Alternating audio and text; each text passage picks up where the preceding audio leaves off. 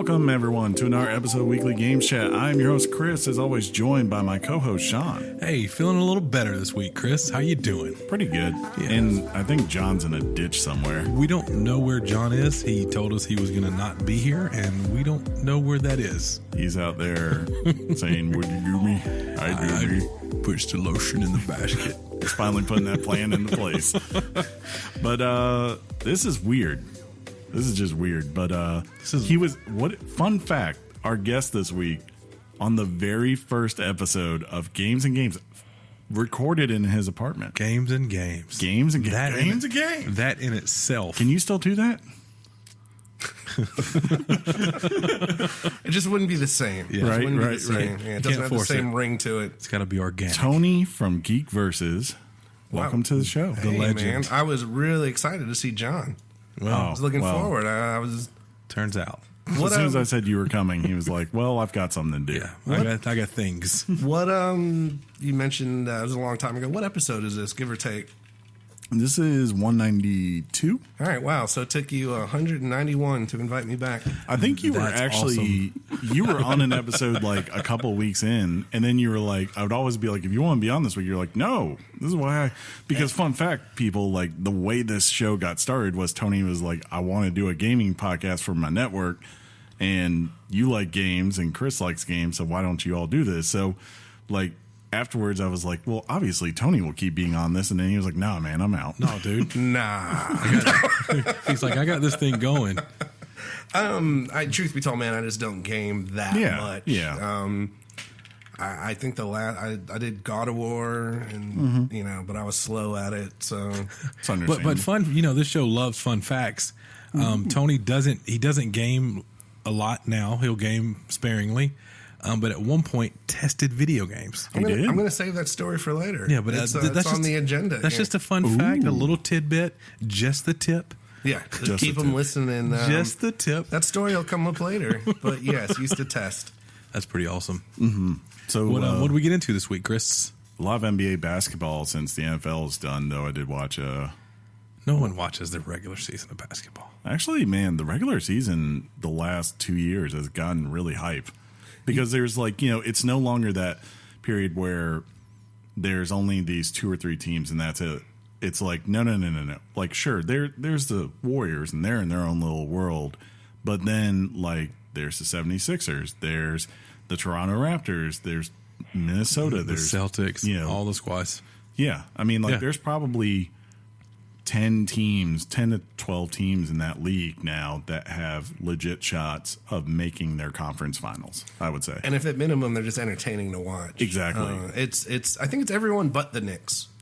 Pretty much. In the Wizards. In the Wizards. Our 2 teams, right? But I used to watch basketball when I was very terrible at fantasy basketball. I would be interested in what was going on. And then it kind of turned into just kind of watching the bottom line score on ESPN, who did what. James Harden, he balled out for a little while this year where he was doing like 40 points a night, just something insane. What was it? Russell Westbrook just tied Wilt Chamberlain's record for triple doubles in a row. I just like triple doubles. It's crazy. It sounds amazing. But that's the thing. For instance, the Lakers. The Lakers are nowhere near the best team in this league, but they are freaking entertaining to watch every night, especially when LeBron's healthy. Well, yeah, I mean, he missed a big part of their season. Yeah. And then they traded people. Trades happened. Yeah. So, not the trade they wanted. Pretty much, you're good until after the All-Star break. Yeah. After the All-Star break, which is coming up soon, it's like time to start watching. Yeah. But I will say this: I did watch the first game where Anthony Davis, after his whole debacle, got booed. He was getting booed, but he was balling out. Of course, I was like, he's Anthony Davis. He's Anthony Davis. He's a pro. It's fine. I got a brow. I didn't know. I thought you guys at first were talking video game basketball. And I was like, oh, wait, they're talking about real life stuff. Yeah, this stuff. This is legit. Real things. This is where we piss off our listeners by delaying the topic that they want to hear, that they've seen the title of. But the other big thing, so Tony, I don't think you've watched this, Sean, but Tony, I'm wondering, because it's been in the Netflix world. What was it called again? Abducted in Plain Sight. Did you watch that yet? I did not, but I have a note to watch it, and I do think I will propose it as a topic for the Geek Versus podcast. It would be a good one for y'all. You had recommended Fry Festival, and we kind of missed the boat on that. No pun intended. But I do think we'll cover the Abducted in Plain Sight. You could still do a Ja Rule podcast. I can always do Ja. I want to know what's Ja thinking. Right, bro. I don't know anything about Abducted in Plain Sight. Is it a documentary? Yes. Is it funny? Is it a real thing? No, it's funny in the sense of like how stupid these people are. Well, somebody's child gets abducted. Not Laugh out loud. Yeah, to summarize it without giving too much away, because there's a lot of stuff. Yeah, I need a summary, Chris. Tighten that up. But basically, it's about this girl who was abducted not once but twice by the same man back in the 70s, and it's interviews. True story. It's interviews with pretty much the whole entire family that was involved with that little girl, and the girl herself. So spoilers, yeah, she lives. But what? Why would you do that? They kind of tell you this like right away, but like just the things that they were not. It's kind of like a girl that I work with, Tony. You know her. We were talking about today, and I know all the girls. I was just like, I felt like this is literally natural selection at work right here. Like, truly, if you want a proof of natural selection, just watch this, because you're like, no, yeah, they're idiots that just apparently do not see warning signs flashing right in front of them. Like you're going to be abducted if you don't. Yeah, your child might be in danger. You should probably get this person out of your life. But I'm gonna have to check that out. I've been watching on Netflix. There's these Netflix original documentaries. The first one I watched, I can't remember the exact way it's titled. Oh man, that's great. That's a good recommendation. I know. It's about the killing of Jam Master Jay. Okay. And the unsolved killing of it. It's called like the remixed or remastered series. I hadn't heard of that. Seriously. And then they did another one that I just watched. It was about Sam Cooke. Oh, and his influential. Really good. That was an eye-opening, amazing one too. Yeah. The Jam Master Jay one, you're just like, how something's going on there. Sam Cooke is like one of those ones when I read a lot of historical stuff on R&B, everyone's like, look, he kind of didn't go too hard, like as far as seriousness in his music for a long time. And then like, unfortunately, right when he finally did was when he died. So and his death is the craziest thing you'll ever read about or hear about or watch. And then, like, after he dies, a song comes out. I think it's called "Change Will Come" or something. Yeah, like it was one of the last songs he ever recorded. And it's arguably one of the greatest songs of that decade. Yeah. So is this the same document, like same series, or are these two just totally different? It's the same series, and then they go on to different people. Gotcha. One comes out every couple of months or whatever. But yeah, the Jam Master Jay one was good, and Sam Cooke was really good too. So there was that. There was a wonderful trailer featuring Will Smith that apparently did exactly what you would think was going to happen, blow up the internet. Dude, I haven't watched it with audio. Now, you guys can correct me immediately. Sure. He doesn't look like a bad genie.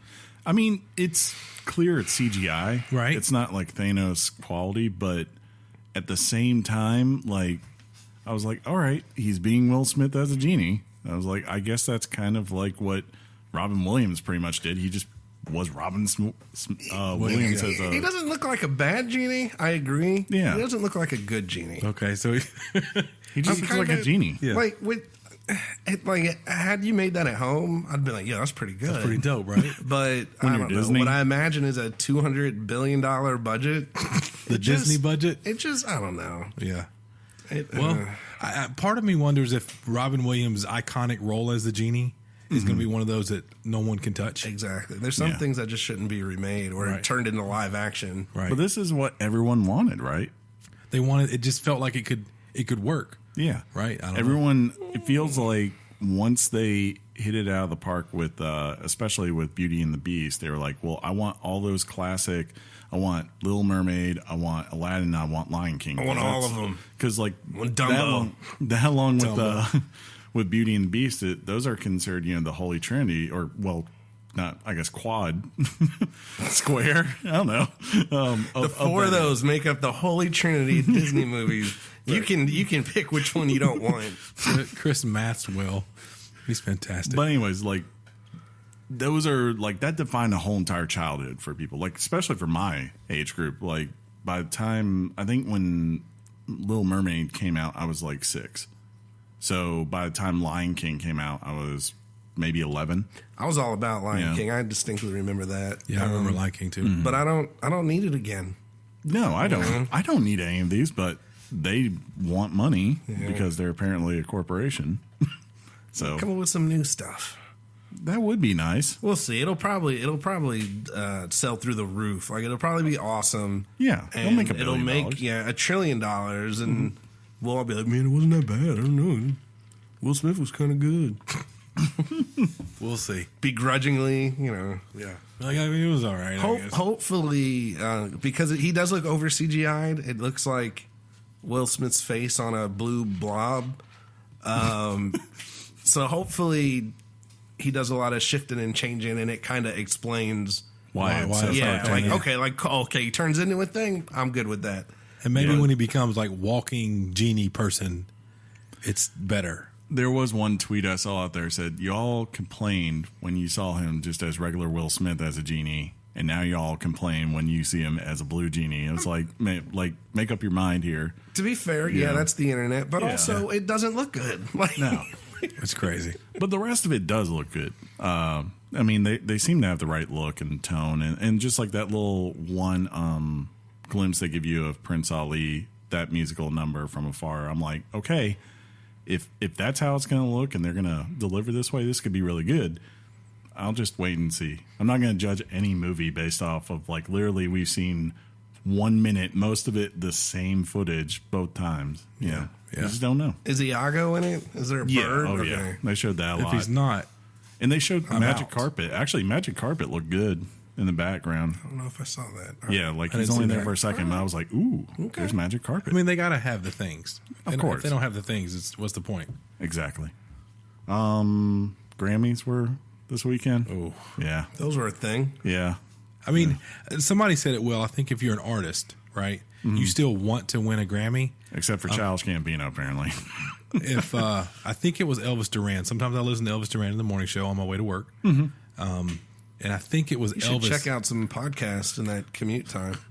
Possibly. Yeah. And he said that it's just the Grammys. It seems, how did he word it? Basically, music has changed so much to where it's a lot of digital stuff now, and just the way the music industry is, that he's not sure that the Grammys have their finger on the pulse. The Grammys have almost never had their finger on the pulse. I was thinking that as he said it. I understood what he was trying to say.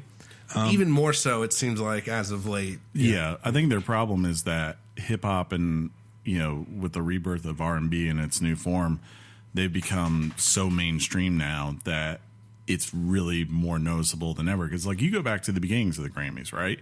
In the 60s, they were giving people like Frank Sinatra tons of Grammys and not giving anything really to the Beatles till later on. And they never gave, like, Bob Dylan a freaking Grammy until the 90s, which they were ignoring pretty much, early 90s hip-hop, and they were ignoring hip-hop? Grunge and all that kind of thing. And then you got to the 2000s, and it's like you're ignoring Kanye and Outkast, and now it's Kendrick Lamar and Drake and all that. And it's just, this is what they do, unfortunately. It sucks, but it was like, I remember reading somewhere like before this, right? They were like, well, this is going to be the one that finally gets Kendrick this, even though it's his worst. And I just looked at the nominees. I was like, no, Casey Musgraves will win this, because I know that voting electorate. I mean, that's what they go for. I don't like the Oscars because I think, and I'm talking the movies, I don't like the Oscars because it's really subjective. Yeah. But I feel like it's even worse. Well, even more so with music. Right. Like, you're really apples and oranges and pears and a chocolate bar and combining them all. Yes. Which one's the best? Like, what? Well, clearly the chocolate bar, but you get my point. Like, Dove or Hershey's? It don't matter. About Nestle. Like you said, you got, country and a country pop and a rock song and a sort of hip hop. Like, what? Right. There's just too much, I think, to try to combine them all, put them up against each other. And sure enough, like, whatever the majority of the electorate is, that's what's probably going to win 90% of the time. Like, the last time a hip hop album won was because it primarily sounded like something closer to Jimi Hendrix and like funk and Beatles with Outkast, right? Versus like some of these other things where I love that. That's a good one, but that's not even near the best Outkast album. I don't watch for the awards. Like I don't even know who won what. I do watch. I do like most of the performances. Yeah, there were some good performances. So like, all right, that was entertaining. I think that's the sad part is that now because they have all that disagreement between them and hip hop, it's like I don't think you're going to see a lot of people who are willing to go on that show anymore unless they're just young and they need the exposure. Mm-hmm. You just go like, well, how long until Cardi B gets ticked off at them? Or well, she tongue kissed Offset. Yeah, at this Grammys, so that was fantastic. How long until Migos won't go on there? Or I don't think you realized I said she tongue kissed somebody. She did. I'm just still trying to figure out what she said when she won. Like it was really weird. I don't. Yeah, I'm like, is she okay? Do they need to get the medical staff, or is she illiterate? If she is, I'm not judging. I just didn't know that. Right? Did not realize Cardi B was illiterate. She's usually hilarious. Yeah. When she does interviews and she talks, her personality, I don't mind. I think it's awesome. I also think she's kind of hot. Oh, yeah. Maybe But, yeah, I don't know. Hey, none of us were not saying that. It's and, just like, I mean, I like her music. You know, I think she has talent, but I wouldn't think it was the same person. Right. Yeah. Like, man, this person can flow and rap and rhyme and then not speak, you know. Sure. I just got a text from the wife. We had a storm system go through right before we recorded today. Mm-hmm. And this is where my trampoline is now. That used to be in my backyard, guys. It took a trip. That's over the fence and bent and craziness. You know, what's funny is that's a note not being facetious. That's like the third trampoline I've seen today where people are like, trampoline's jacked up. Gone. You know How crazy is that? This is the first I've seen totally. You know what? I would say more than likely if there's a very strong storm, trampolines are 99% certain to be the first thing to go in your backyard. I'm almost over it at this point. Like, another trampoline. But my privacy fence is like 8 to 10 foot tall. So that's legit. Storms don't really care about Storms that. are strong, Chris. Quote of the day.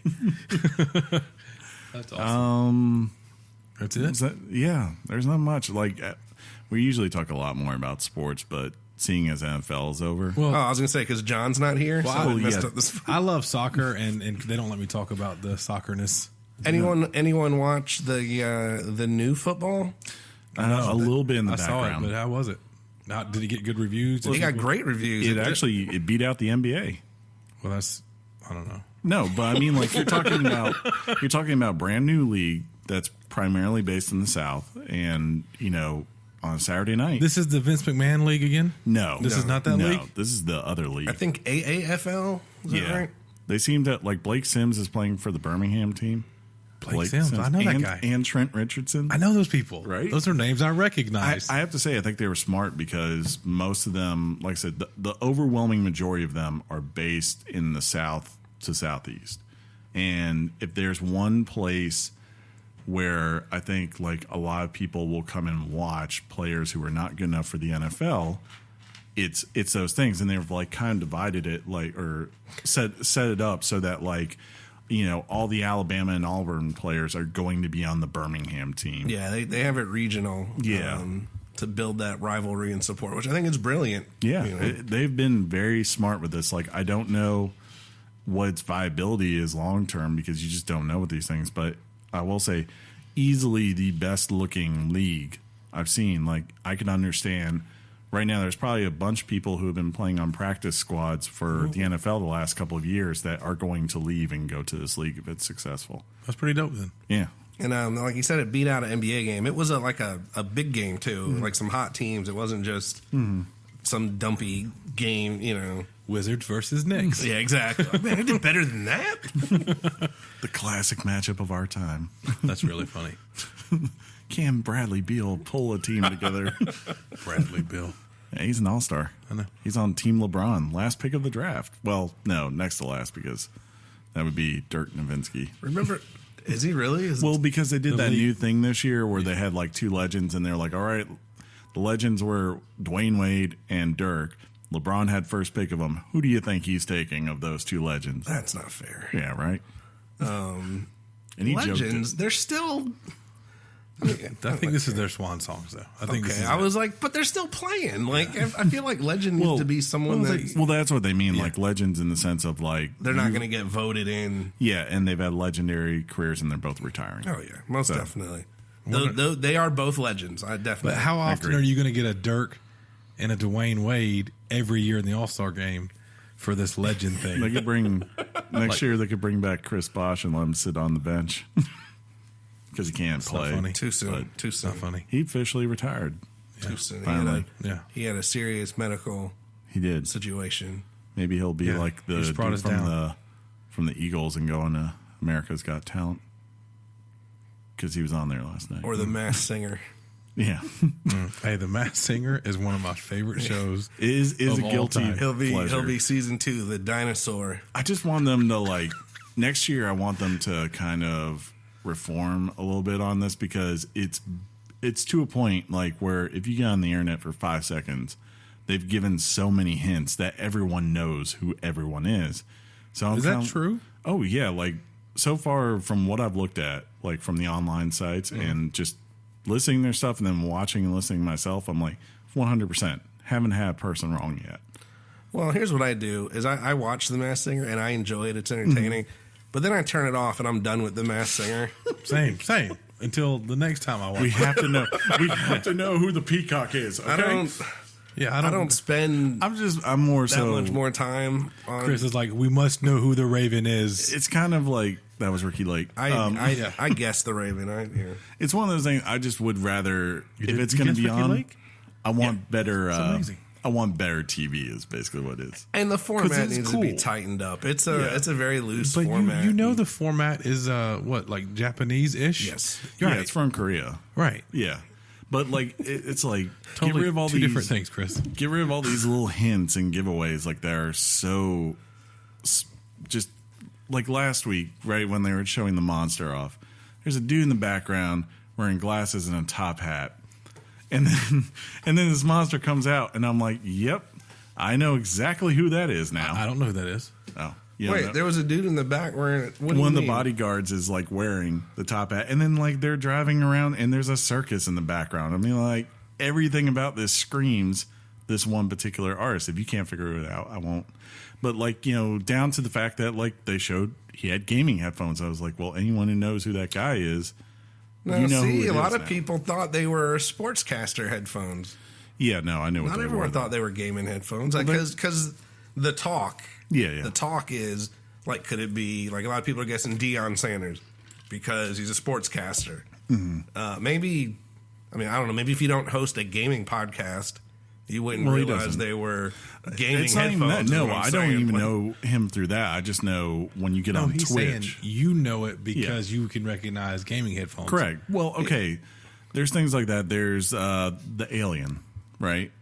Her little hidden thing was a badge, and you could see the name of the city. And I was like, wait a minute. I'm pretty sure, because I was pretty sure who it was already. And the first thing I do is just Google that person's name and police. And sure enough, yep, she's on a show called Armed and Famous. From, But I mean- it's like things like you're giving so much there. Do you want harder clues? Is that what you're getting at? I I want find them things- incredibly hard. I This don't is why I'm want blown away. I don't want any clues, right? I want it to be more so the judges like speculate, and if they get something right, then the celebrity could be like, okay, of all the things you said, here's the one thing you said that was actually kind of on the money. I just feel like they'd really be off base. Yeah. We're getting blown up, buddy. I know someone is. You guys are popular. Well, they're That's probably Apex people. Are you recording? Hey, speaking of that, next week, indeed. you guys want to get to this topic? Yeah, man. It's Let's the do only it. reason I'm here. That and to see John. Oh, So far, we're 0 for 1. well, let's do it. Topic time.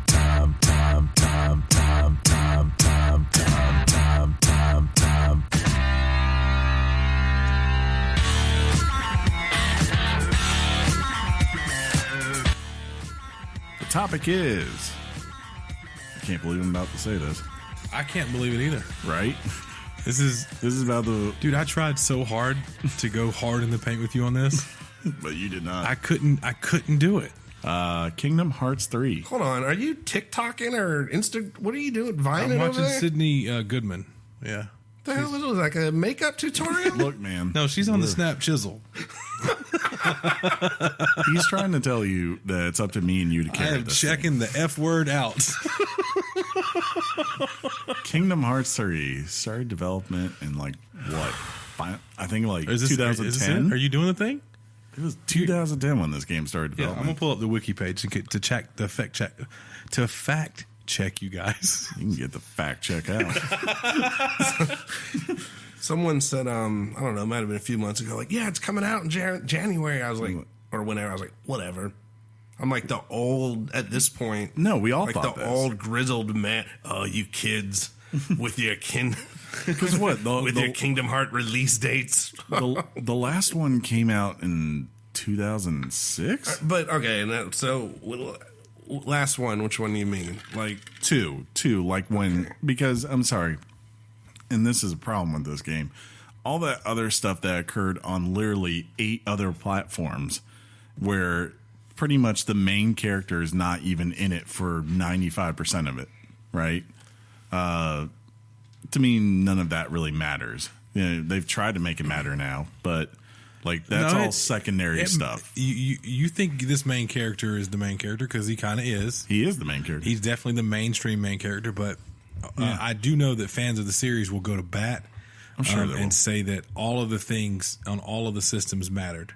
Yes, and that's why they released the most complicated HD 1.572 remixes, HD versions of these games to get you caught up. They were banking that you were going to go buy these re-releases whenever they put it out there, because they did apparently pull in all those, secondary stories to give you context of what's important as you go into this final one. I didn't play it. I played the first one. I loved the first one. I think I played most of the second one. You're talking okay, so you're just Kingdom Hearts you're talking 2. Yeah, you're not talking about 2.85 final. No, yeah. And then when math got involved, and it was always a bunch of weird consoles that I didn't have. Like, they're not weird consoles; they just weren't the mainstream console. No, it's a fair criticism to say, like, to go out there and say, like, look, in order to understand and see this whole entire universe, you need to go buy a Game Boy Advance, a PSP, right? Yeah, a PSP, an Xbox 360, or a mobile phone that you can't even have anymore. I think a 3DS and a regular DS you would have had to get at some point. I think Kingdom Hearts, I think it was like 1.8.5 square was on a Nokia. Yeah, I was like, nah, I'm out. Yeah, I can't. There's 2 mobile games, and I think there was a web browser game too. Was that the one that's no longer? Yeah, you can't even get that anymore. Yeah. What if you really just needed to play that to complete your life, and it's just you're done? It's kind of like, to me, when you say 1, 2, or 3, like, I feel to a general public, as far as they are concerned, they should be able to go, all right, I played part 1. Like, for instance, when I played Mass Effect, sure, there are a bunch of side things as far as narratives, like books and comics that they release, that I could go and it would give me more information about maybe Shepard or that world, right? But as far as the actual story of Mass Effect, the trilogy, all I had to do was play 1, 2, and 3. Yeah, and most games are like that. Yeah, and there's always that other stuff if you want to go dive into it. But usually, I think we're all saying the same thing. It's not contingent. But you don't have to have it to understand the main story. I don't have to go read all the Star Wars books to get what the original trilogy and the new trilogy are. Unless you're Kingdom Hearts. Yeah, right. You didn't play through Death by Sleep and then Sleep by Wake. And what? No. 350 divided by 2 days. 2. Like, huh? What's it with you guys in numbers? It just doesn't make sense. But that said, this apparently picks up after the somewhere. Apparently, after the events of one of these stupid games.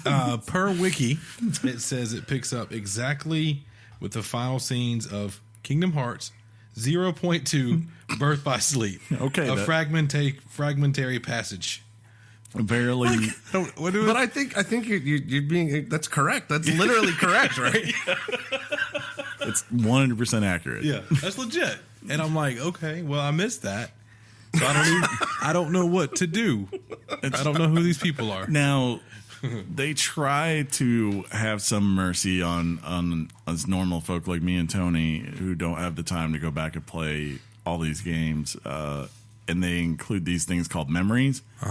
But they're more designed. It's kind of weird how they did it. Like, they didn't just design like, here is the story, here's part 1, here's part 2. It's more of like, all right, here's a theme, and here's the things that tie to the theme, like, friends or darkness or whatever, So no end game like cliff notes. Nah. Okay. They even overcomplicated that. Oh my goodness. Like, okay, so here's 4 memories. All right, cool. Chris almost lost the water that's in his mouth. I just because Tony's very practical, I think, like me. So I knew he would probably have this point of view, but to hear it in actually recorded form is just wonderful. Fantastic. Yes. I loved the previous Kingdom Hearts and really enjoyed it and was looking forward and was excited and pre-ordered it and all that good stuff. And so I sat down. I don't know, I had blocked an hour or two. Like, I'm going to play this new game. Yeah. And I was like, okay, well, I'll watch the videos and get caught up. Like I said, even that was confusing. After I had watched a 30-minute YouTube recap, right before I went into the game, then I said, okay, well, I'll watch their memories. And then it was like piecemealed Game Boy Advance footage. Because that's what they have. It's all the old games. Yeah, like, bro, what? I can't. Oh my god. Just know, for those who maybe hadn't played, do you guys curse on this show? No. Okay. There's about 8 people, and each one has like 3 versions of themselves because they got touched by the key.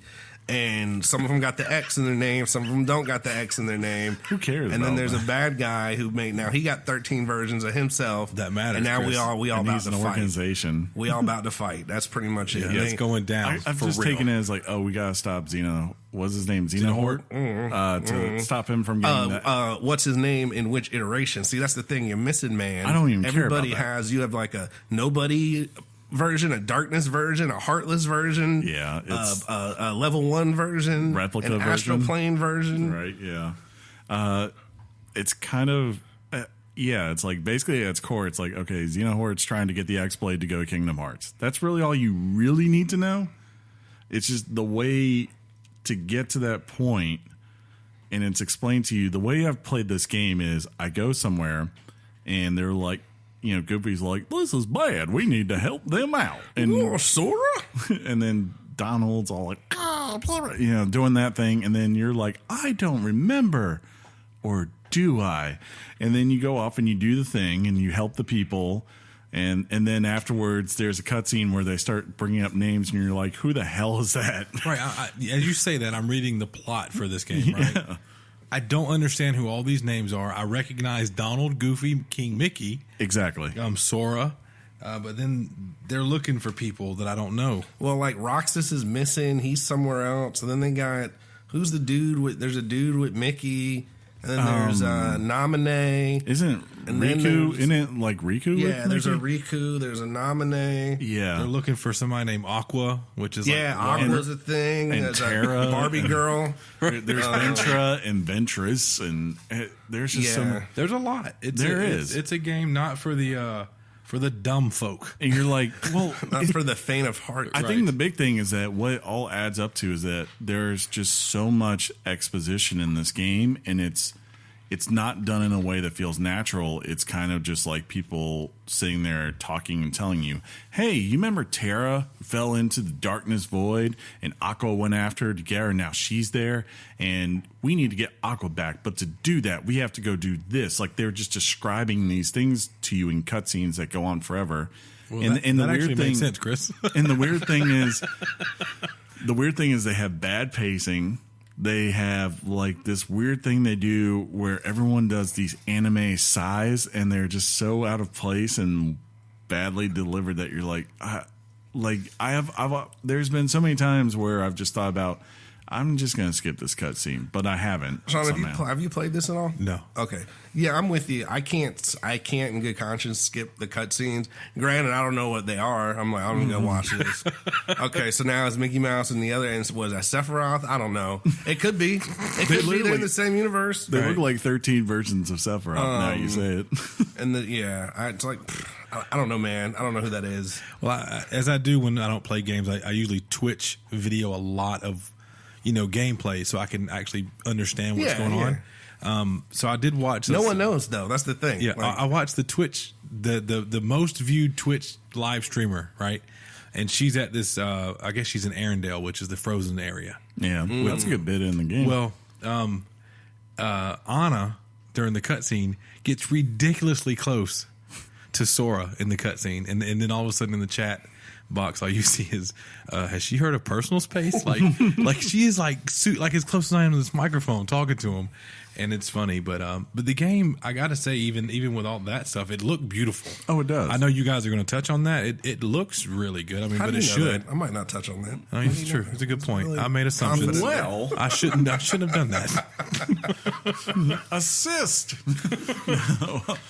It does look beautiful. Like, to the credit of these animators, whatever world they're inhabiting, like, it feels very much like everything is pulled out of it. Like that they're Disney, they're Disney animators going around and rendering it to work. Like, especially, I think one of the best ones is the Toy Story world. Yes. Like that one to me felt the most realized of all the ones I've seen so far. Toy Story is one of my favorites, and so I was excied to get them. Yeah, it totally feels like you're in Toy Story. Which is cool. No doubt about it. You know, the other toys are, the few other toys. The toys are there. Their voices aren't quite there, but the toys are there. They. I think it's like I read somewhere. It's actually Tom Hanks's younger brother who's playing whatever. Woody. It's Tanks. And see, I thought that would be not the case because I'm gonna go back to the Frozen area. I listened to them talking. It sounded like the Frozen people. They got Kristen Bell. They got Josh. Did they? Gad, Wow. I don't know if they got. What is her name from freaking Wicked? Menzel? Dina Yeah. Menzel? Probably not. Yeah, I don't think they got her. But it's like it's the same with Toy Story. Like they got dude who does Ham, and they got the dude who does Rex, The dinosaur, yeah. but they didn't get Buzz or Woody. When you go to Tangled, they have Zach Levy, But here's the thing. but they don't have Manny Moore. I get that. I understand that. You know, like Chris said, we were talking offline. He's like, you're not going to get Tom Hanks for a game. No, But usually there's a close a good voice actor. They usually have, like, there's Toy Story TV shows and cartoons and stuff that is not always Tom Hanks, but it's close enough, and you buy it. This, I don't know who they got. They just one you want to be Woody? Okay, fine. you know, it didn't make sense to me. Some guy Like, comes in, he's like, "I'm Woody. There's a snake in my boots," and you're like, "That's not Woody. What are you doing?" I don't understand why they didn't go do something like Aladdin because, you know, obviously, Robin Williams has passed, right? But when they did the TV show, they just had the dude who does Homer do the voice, and he did the whole entire series. I'm like, He can do everybody's Like voice. Simpson. yeah, Yeah, he does a lot of things. Frank Castellaneta, Yeah, but Good name drop. I like it.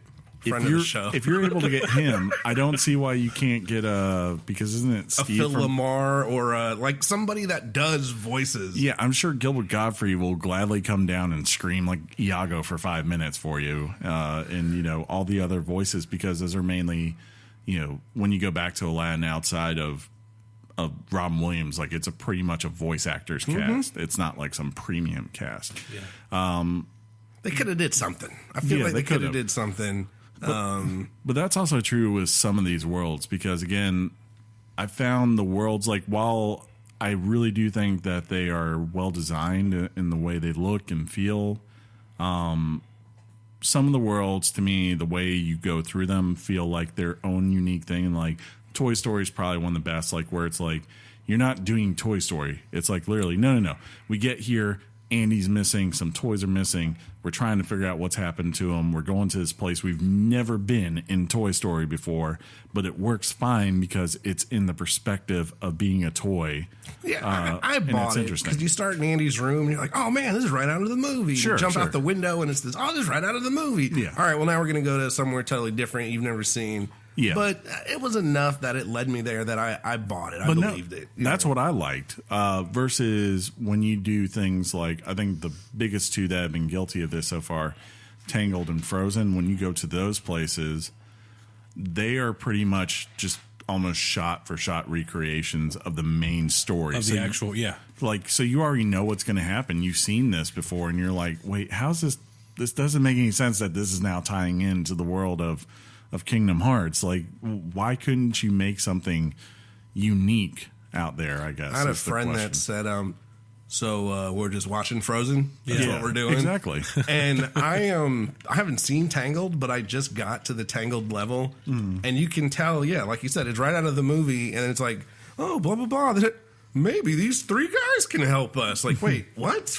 Okay. Yeah. Tangled guy. Like Flynn Rider? Down to when he's a good character. When it's like finally like Mother, what's her name in that Entangled? Mother Godcell or something like that. Yeah, it's something like that. Evil Mother. Yeah, pretty much.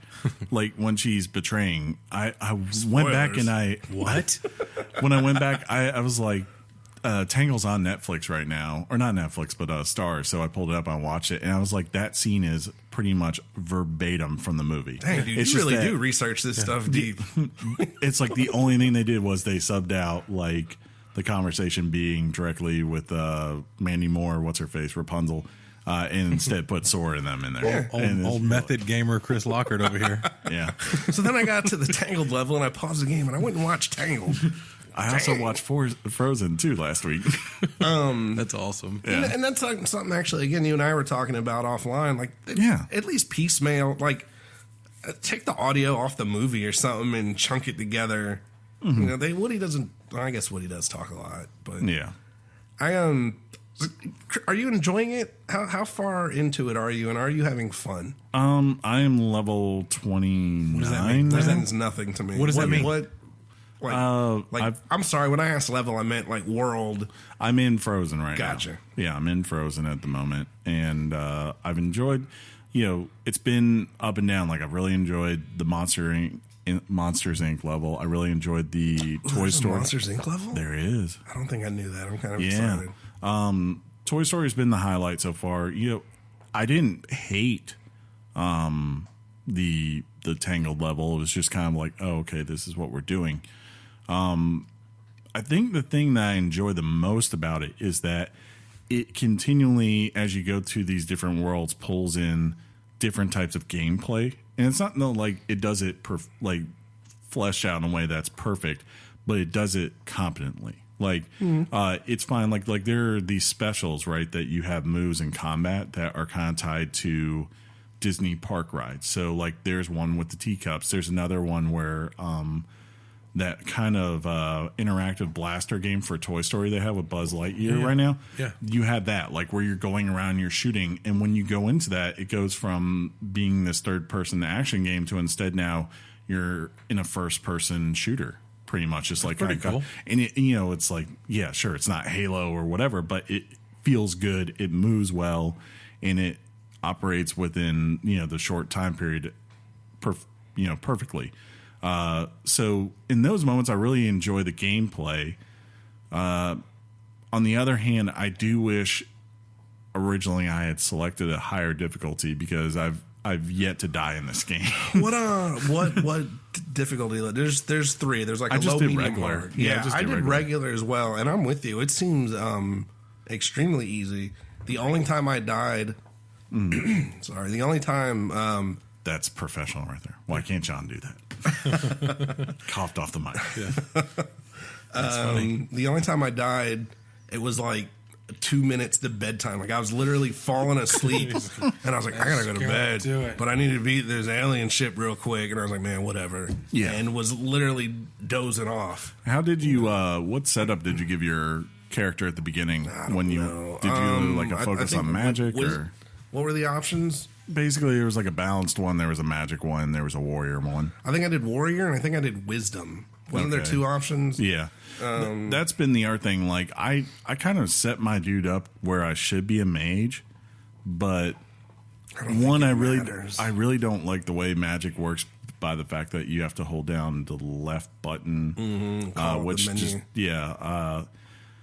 it's kind of like so I haven't used it that much, and the thing is that despite the fact that that's what my focus has been in, it doesn't seem to be punishing me for the fact that all I do is warrior stuff. I just got entangled, and I think I have 2 spells, and I never use them. Every now and then, I'm like, oh wait, I can shoot fire. You should go check your abilities out because you probably have a lot more. You know what's funny about that you mentioned that?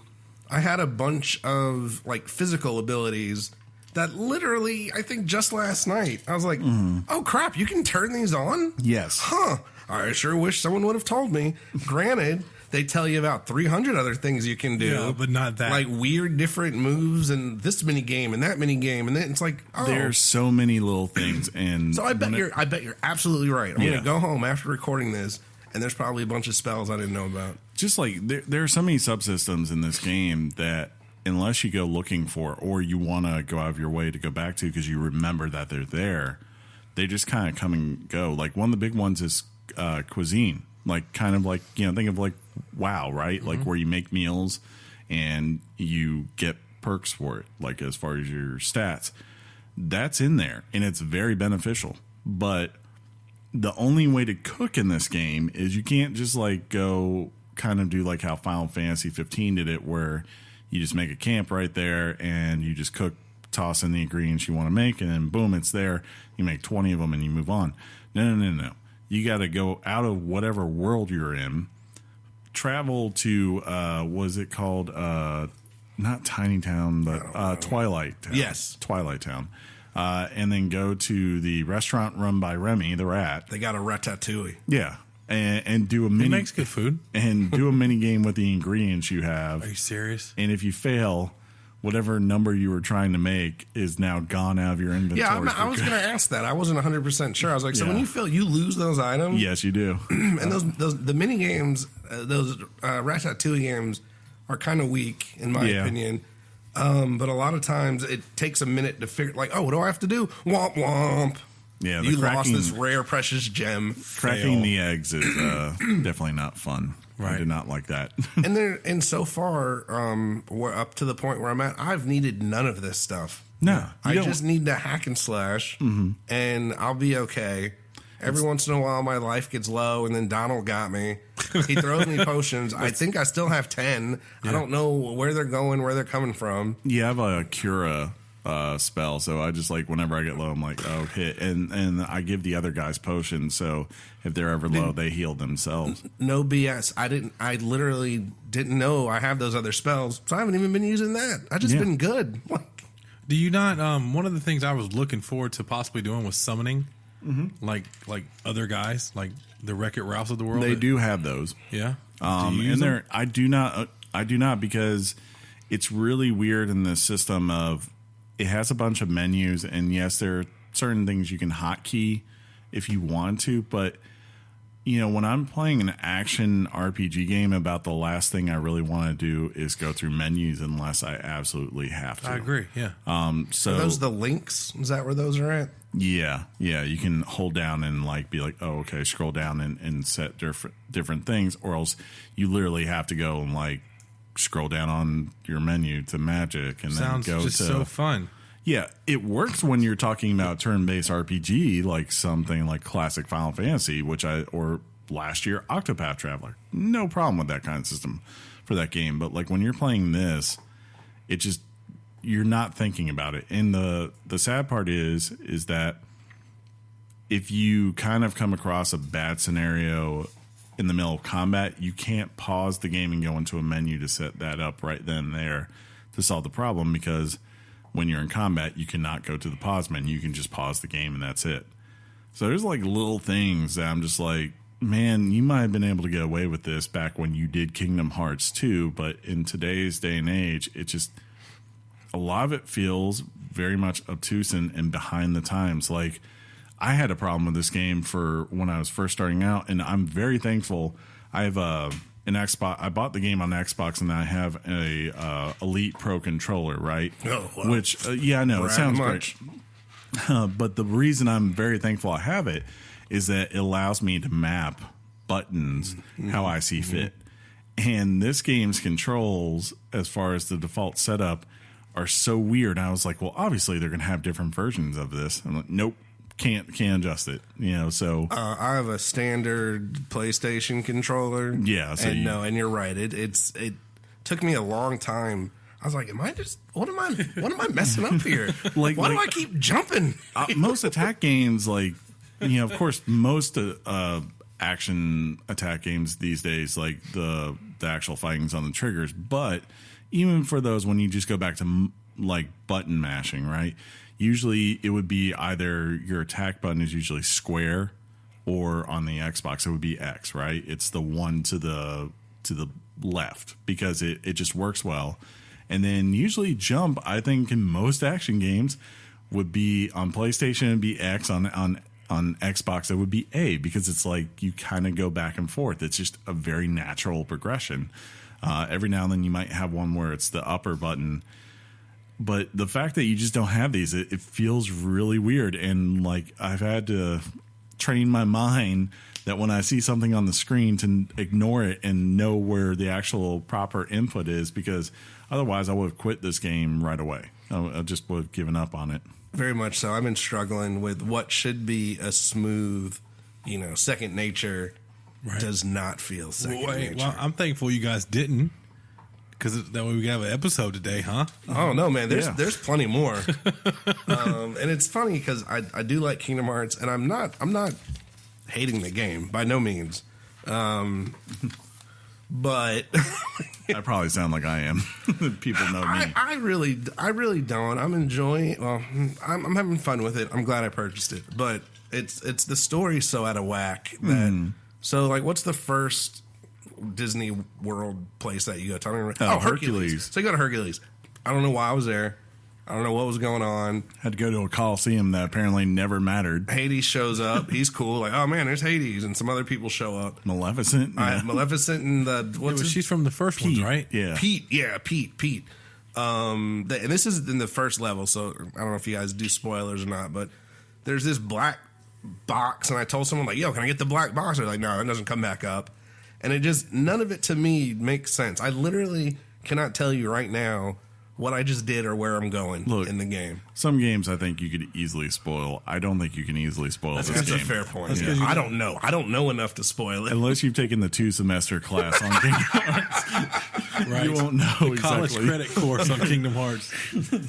And so I just, like, I'm a big proponent of story. Like, I like a good fun story, and I just do not know what's going on. Well, and most games, I would think, that are going to, eventually, kind of be as big and as anticipated as this game is. Yeah. They're going to try to really do a better job at filling you in on the gaps.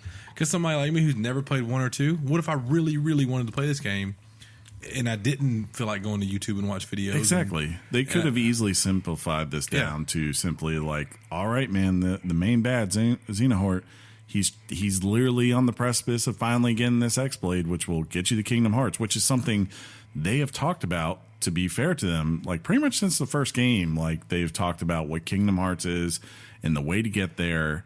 And they've introduced, at the end of that game, they introduced the idea of Xenohort and of like him trying to accomplish these things. Man. You don't need 13-hour versions and this organization and this whole entire obtuse explanation of dark and light. Then I'm like, okay, cool. Like Tony said it well, like he was talking to some other guy, or you read somewhere where he basically said, okay, cool, go defeat the bad guys. All right, got it. Yeah, so after the 30-minute recap, someone left a comment on YouTube that they're like, okay, so the good guy got to get the bad guy. Okay. Right. Yeah. But I wish it was that simple. I could enjoy that. Yeah. But it's just so confusing. Just imagine if you were watching like these Marvel movies, right? And like they had a 30-minute exposition, and someone at the end of it just said, "Oh, so we got to get the glowy thing before the bad guy does it. Cool, let's go do it. Let's go." Exactly. I mean, I'm thinking of like the Zeldas of the world, who they do these quick little cutscenes, and it's a flashback, or really even God of War, like in the God of War series 1, 2, and 3, where they would show some things that happened, and you immediately knew, okay, this is where I'm at. This is what we got to do. All right, I'm good. I mean, Lord of the Rings, like I think in the first movie, you learn about the ring really quick. It falls off a big dude's hand, and it's a bad ring. Cool. Does your host just usually get up and leave? I'm not used to this. Yeah, it's just me and you right now. I don't know what to do. Let's do this. Okay. You don't have a dog. She likes to grab things. Tony started looking around. He's like, "Is this it? We're supposed to do something? Is he leaving?" Hear my car start up. We got it. Let's do it. They just locked the door from the outside. So, some other things like, there's treasure chests like in most games. Yeah, these treasure chests, there's nothing in them. No. Like what? Nothing worth. I had at no point. Well, I'm a sucker for finding something cool in a treasure chest. Have you done the mogul Moogle shop, like with Mount Synergy. No, I've done some of their photos. That's where you use it. Great. And you can you can level up your keyblade. Oh yeah, I've done some of that. some of that. So let's talk about the keyblades while we're watching. If we can talk about it, let's talk about it. That's a big thing in this game, right? There are keyblades. They do stuff. Usually, or I felt like in the old games, and maybe I'm just romanticizing it. I felt like either you found a new keyblade or you beat a big boss and got their keyblade or something. These, you beat a level. It's like, okay, the Hercules level is done. And on a black screen, there's a pop-up. Oh, hey, by the way, you got a new keyblade. Yeah. You're like, what? I'm sorry, what? Yeah, it's a new keyblade. What just happened? It's got this thing. We're not going to actually explain what it is. You'll figure it out, though. So, okay, there it is. Like, did you get it from someone? Did you fight? Did you gain a what? No, we just give it to you. And you can just rock the new keyblade. I've noticed, That's it. There's Apparently, you can hold 3 of them. I don't know why. Who's switching them up? Are you switching yours up? I get the best one I got. Once in a while, but it's pretty rare. And they all got, but here's the thing, man. They all got different ability powers that they can do.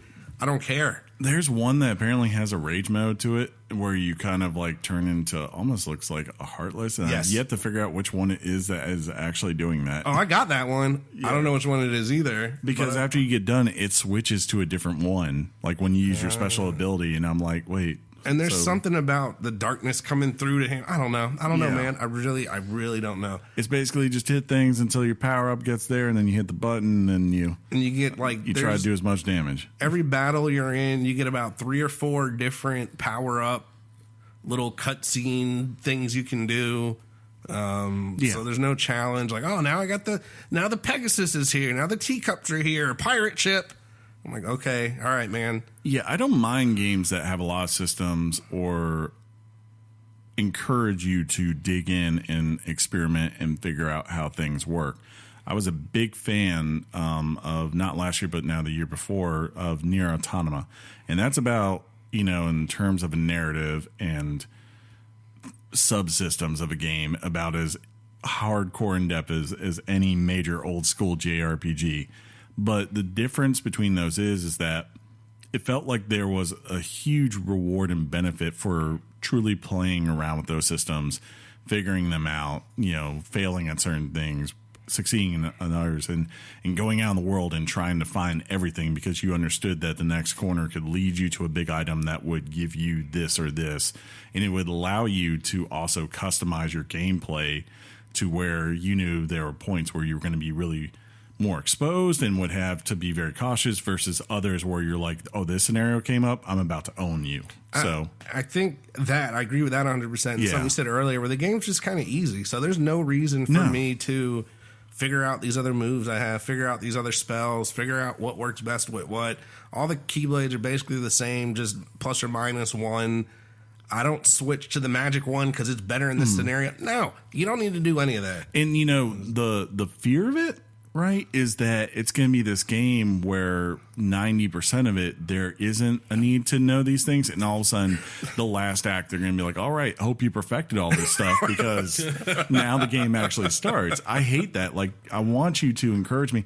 Like, again, going to other RPGs like Mass Effect, I would build out my characters every time and I would experiment and respec and do everything so that by the time I got to the end and I had built myself up, I felt like I was a master of my elements, where when you throw the final challenges at me, yeah, sure, they might be the hardest parts of the game, but they're not so difficult that I don't feel like I was not prepared for this moment. Let me tell you what I was going to say is if we get to that point where I'm 90% of the way through and then now you got to know all this stuff, I'm rage quitting. Yeah. Speaking of rage quitting, I almost did that when I had to do that air jump.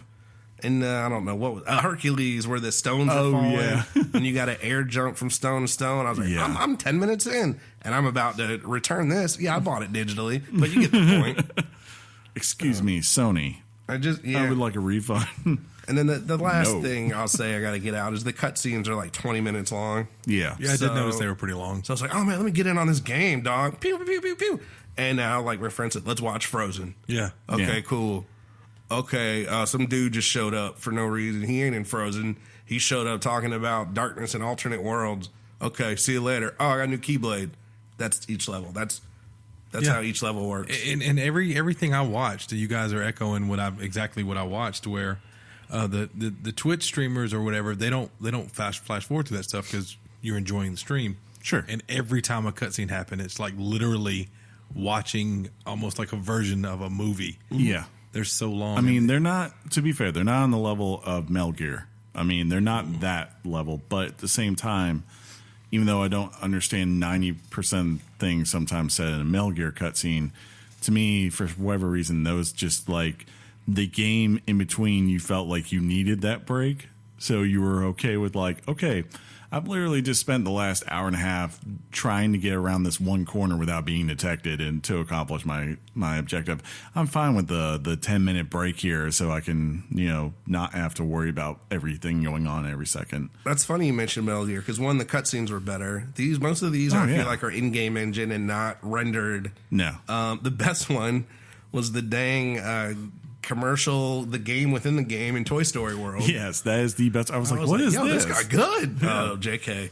JK. And I played a Metal Gear. I don't remember which one it was, having not played any of the other ones. Sure. And I went through like a little wiki or something after each chapter and was like, okay, what's going on? And I was able to figure it out. Pretty easy, yeah. Yeah, so I was like, oh, okay. And that game it is a confusing game. It is, yeah. But it's not so full. I don't want to say full of itself, but it's not so convoluted to where you can go to a wiki page, figure it out real quick, and go, okay, I'm cool. This is what I'm doing. Yep. Yeah.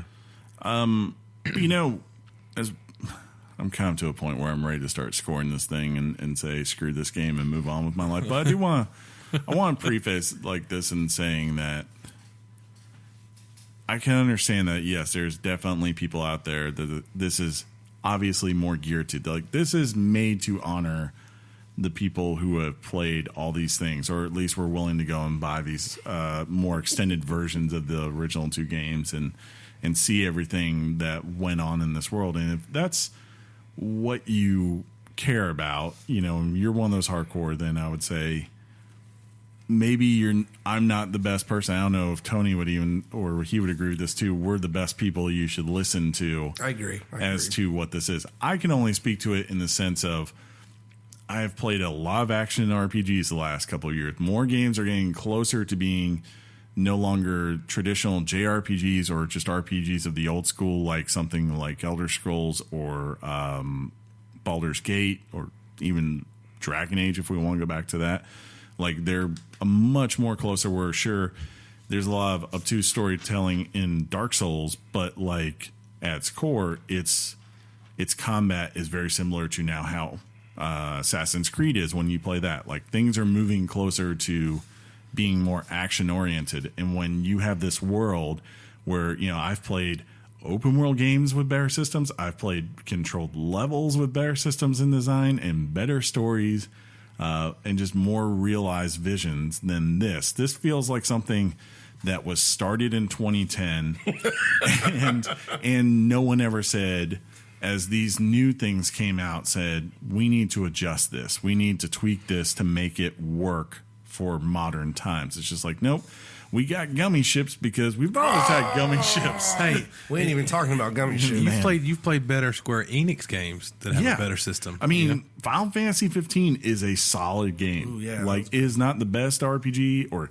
even near the best Final Fantasy game, but that game is so much more delivered than this. Yeah. And I hope Final Fantasy 7 isn't in this is a lot closer than that. It probably will be. I'm if I sure had to it bet will on be it, too. yeah. Watch it be just a hot mess express. So Tony, the way this works, Tony, we rate games on a scale of 0 to 10 Richards. Richard being a how long is the Richard of this game? Yeah. So a Richard is, who is Richard? Well, some call him Dick Nixon. Yeah. Okay. Yeah. So one Richard is not good. Not good. No, that would be a very short, kind of just sad, non-girthy Richard. Yeah. Okay. I feel like I think I'm getting this. For me, I've been up and down. I've gone as high. Yeah. Oh, wait, there was maybe a point where, like in my mind, this would have been an 8. Like when I first started out, but as I've gotten further in it and I've just kind of been like, oh, these are just things that are here. They're not really serve this purpose. Right. Like I don't feel, as Tony said, like I don't feel like I need to switch out my keyblades. I just go like, oh, what's got the best stats? Okay, that's the one that I'm going to use 99% of the time because why not? I've been using the Toy Story one for forever, I think now, and I love that one. It's fun to use. To me, this is just like I don't want to go so low to say it doesn't work well, so I'll just say a 7. Okay. Man, I really, in my day-to-day life, try my hardest, and usually it comes easy to disagree with Chris, but I was thinking 7 as well. It's 8 would be way too much fun. Yeah. 6 to me would be like, I don't even want to finish this. Yeah. So I'm right there, like, I'm going to finish it. Yeah. I'm going to keep playing it. Along with it, I'm not going to like it. It's going to sit in the back for now. Like, as soon as the game that we're going to talk about next week hit, yeah, and I started seeing my friends playing, it's so and good. I knew who made that game. I was like, I want to play this game. It's so good. And when I started playing it Sunday morning, it was very hard to pull myself away and go back to play this some more. Well, and this is why I'm not on the show that often, because I'm not an avid gamer. Yeah. So for me, I'm like, oh, I want a new game. I'm going to get Kingdom Hearts. So this is it until I finish it. Yeah. Like, there's no back burner. Yeah. I'm all in. Yeah. Until I finish this. Mm-hmm. Now I'm excited to know what you guys are talking about. You got me hype on whatever's next week. But regardless, I gotta finish this first. Yeah. I'm also OCD, so this is it. I'm in. You know? Well, what if I told you in the news it's the very first item we're going to talk about? That's what we'll give you. I'm excited. I mean, you guys are a little different than the overall Metacritic scores. Good. Yeah, and I like that. I like your takes on it. Game Informer right now sitting at like a 9.5. IGN's at 8.7. So it's good to know that, guys, we have one who played the first two, one who really didn't. I beat the first one, and I played a little bit of the second one. So, yeah, I mean, but it's good to hear, like, a true... To be fair, first one, I'd probably give like a 9. Like, that first one is one of the... like, was everything you could have hoped for, because there was all these Final Fantasy elements in it, and there were princesses, and you had to go save them. Like, it was perfect. How long ago was that? That was 2001, 2002. I'm gonna show you guys. I'm gonna give you a secret. When I played that game, A, I was super vested, and B, I cried at the end of Kingdom Hearts 1. That's acceptable. Was that when all the emotion left your body and it never came back? That was all of it. I mean, you got all the Dalmatians are back together. You got Winnie the Pooh. Like, it was pulling at the heartstrings. It was pulling at the heartless strings. I like that. I see what he did there. I see what they did. I was really vested and really emotionally into it. I think it came right off the heels of Final Fantasy X. Sure. So it just felt right. Felt like a natural evolution for that kind of game. You guys want to do some news? Sure. That's what's next. Tony's like, is it? I don't have a choice. I'm just here, right? I don't know. You sure? Let's do it. Hot off the press and straight to your ears. Weekly Games Chat presents the news. News! That just happened. But are we news? You should have seen him look Remember up. how in the very first episode Chris made fun of me for just saying game on? No. It went to a whole different level after that we transition. got a whole thing. I'm not denying it. I just have a bad memory. I don't remember. I probably didn't care enough to remember. It was in your apartment. Oh, yeah. No. Again, I believe you. I just, what'd you say, 190 episodes ago? Yeah. Come on, dog. That's a long time ago, isn't it? I don't remember what 4 we years. talked about on Geek Versus last week. Yeah. Right? I feel you. It's crazy. There's times where John's like, well, we talked about it on the news couple. I'm like, we did? I seriously think John goes back and he's got all the notes tucked away. Don't tell yourself and that. I really think, how do you remember all the stuff he brings up? That wouldn't shock me. It's crazy. Yeah.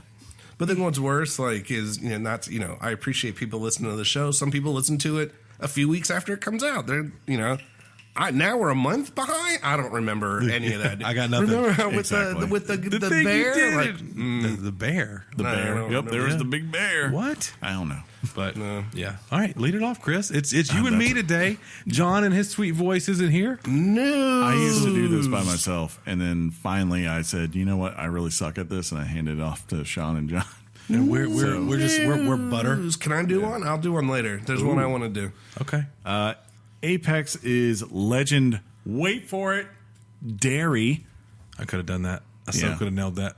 That was John titled this something else, and I was like, nope. Neither of you should have done that. Wow, what was the previous title? How bad could that have been? Yeah, that was. Come on, man. That's Just wait. We're just warming up, Tony. Just wait for it. I have to make a How I Met Your Mother reference whenever I can. Okay, right? That's fine, dude. Since its debut last week, Apex Legends has reached 25 million total players. Vince Zampella announced the milestone and has also noted the game reached 2 million concurrent players during its peak over the weekend. I was one of those, Chris. Yeah, same. For context, Fortnite hit 8 million players back in November. So, that took a year and a half to get to that point. Apex has passed that in less than a week. The game has also been the #1 streaming game on Twitch since its release. In addition, there are some updates incoming for the game to include Twitch Rivals Apex Legend Challenge, Valentine's Day celebrations, and the commencement of the first season. Twitch Rivals will run from February 12th through the 19th and will feature some of the most popular Twitch streamers competing in the game. In addition, EA and Respawn have revealed that 2 playable characters in the game are members of the LGBTQ community. Shield Fortress's Mako Gibraltar and Makoa Gibraltar. Oh, is it Mako? Okay, Yeah. And technological tracker Bloodhound. Yeah. See, that was a lot easier name. A friend of the show, or a friend in real life, Tate. He rocks the Gibraltar. He's kind of He's a bigger dude. He's got like a shield. He's a real heavy gunner kind of person. He's a Samoan for sure. And I'd use Bloodhound. I love the tracking ability. Yeah. So those are pretty cool. What is this game? So it is No, this sounds kind of hype. You got me. It's legit, bro. the best way I can describe it without going too in depth, because you should tune into next week to hear all about this. Okay, all right. Is basically someone took, how Fortnite is out there, Battle Royale. That's really someone took that and they combined it with Overwatch.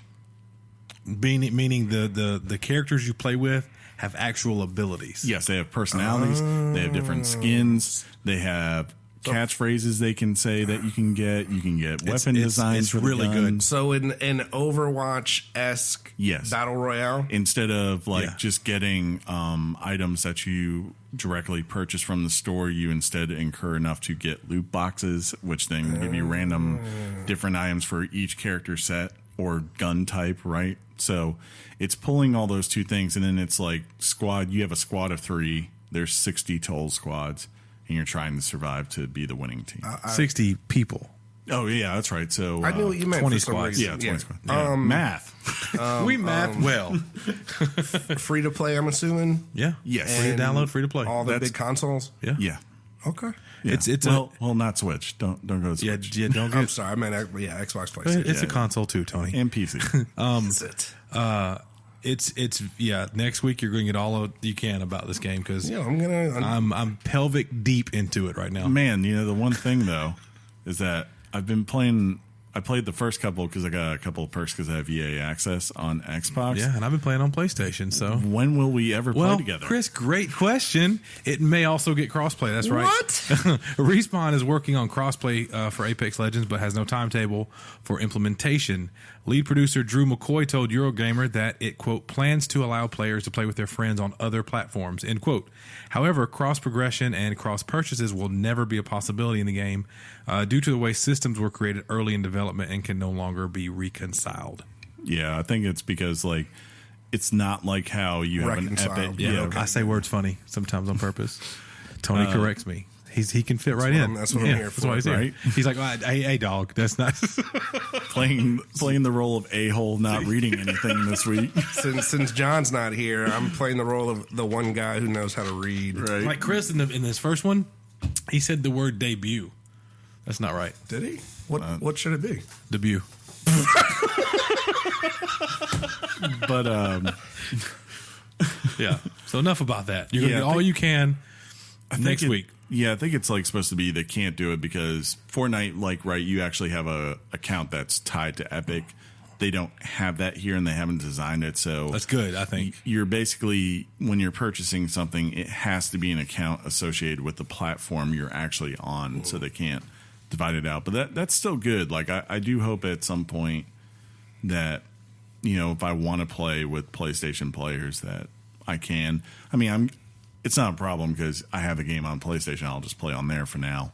And that's probably where I will build out. But it would be nice to be. It's always nice when you can play with friends, regardless where you game. Indeed. Yeah. You guys got me pretty intrigued. Like, right? Hey, I want to go get the game, and then I want to listen to next week's episode. That's legit. Not being funny. I'm like, yo, man, this sounds kind of cool. Yeah, What is this? legit? Your turn, Chris. Yeah. Yeah, do it. Anthem gets a live action short and not a transition or a segue, apparently. Yeah, let's just do it. Hardcore in the paint and stuff. Need something to fill the void in your heart this Valentine's Day? Well, BioWare and District 9 director Neil Blomkamp have you covered. This Valentine's Day, Anthem will debut a live-action short set decades before the events of the game. Origin Premier and EA Access subscribers will be able to play this game Friday. The rest of us have to wait till February 22nd. They did put a teaser out today. Yeah. And, I mean, it looks like it could be hype. I am worried about this game now because of the fact Apex is blowing up. And you're like, why is it that EA... This is the second time in, they do 2 this years, stuff, yeah, where they're like, hey, we got this one thing that would be a surefire hit. Well, let's just put something else literally a week or two before it that's also probably a surefire hit. And you know what? It'll destroy both populations most likely in the long run, or at least one of them.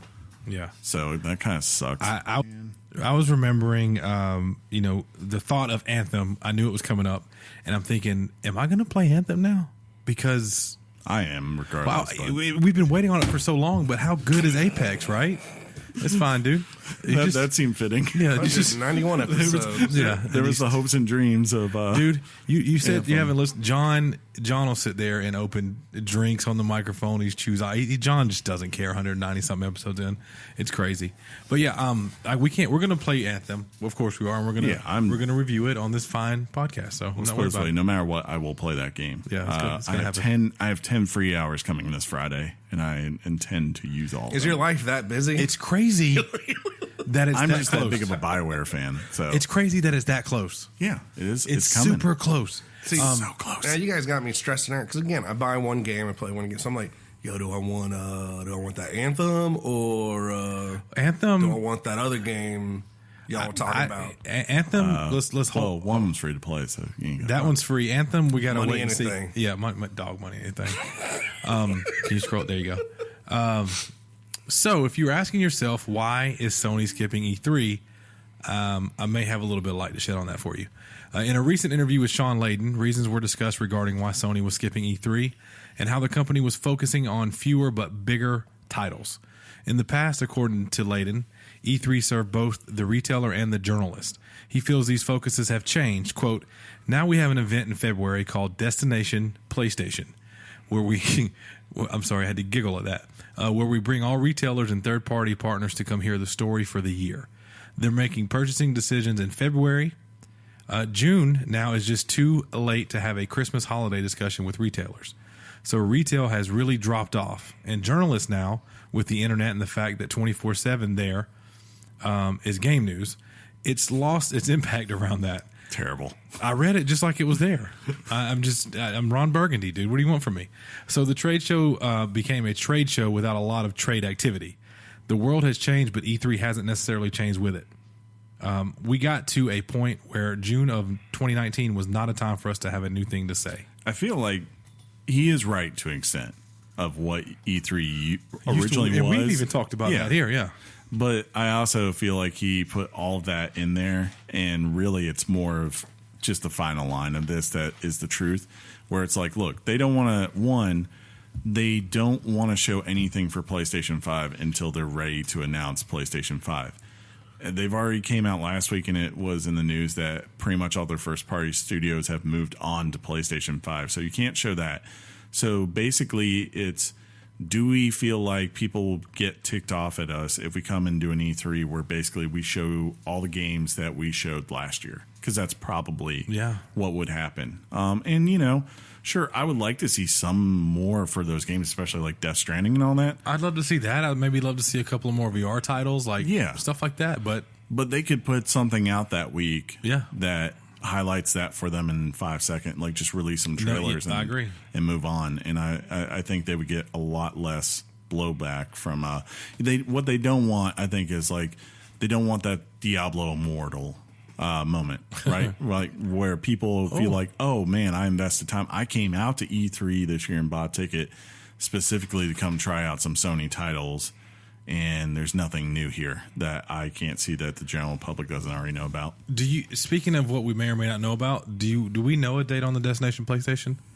I do not. It's just it's this month sometime, right? I think it's just like, well, it's a trade show, so they don't really publish it. It's not a thing. We're just going to hear about it after it. Yeah, they pretty much like they say like, hey, this is what's coming out for you this fall, and then they say sign all these NDAs, so you can't talk Tony, about. that's a non-disclosure agreement. He's had to sign those.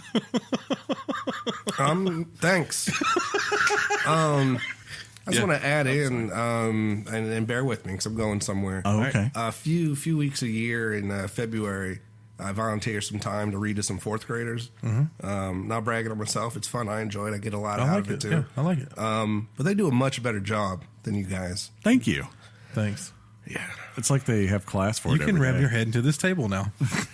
How about I'll take this one. Okay. This is literally near and dear to my heart. Okay. It is. Massive layoffs for Activision Blizzard. Activision Blizzard is reportedly planning on announcing job cuts that could number in the hundreds following slowing sales of the company responsible for such titles as Call of Duty and Overwatch.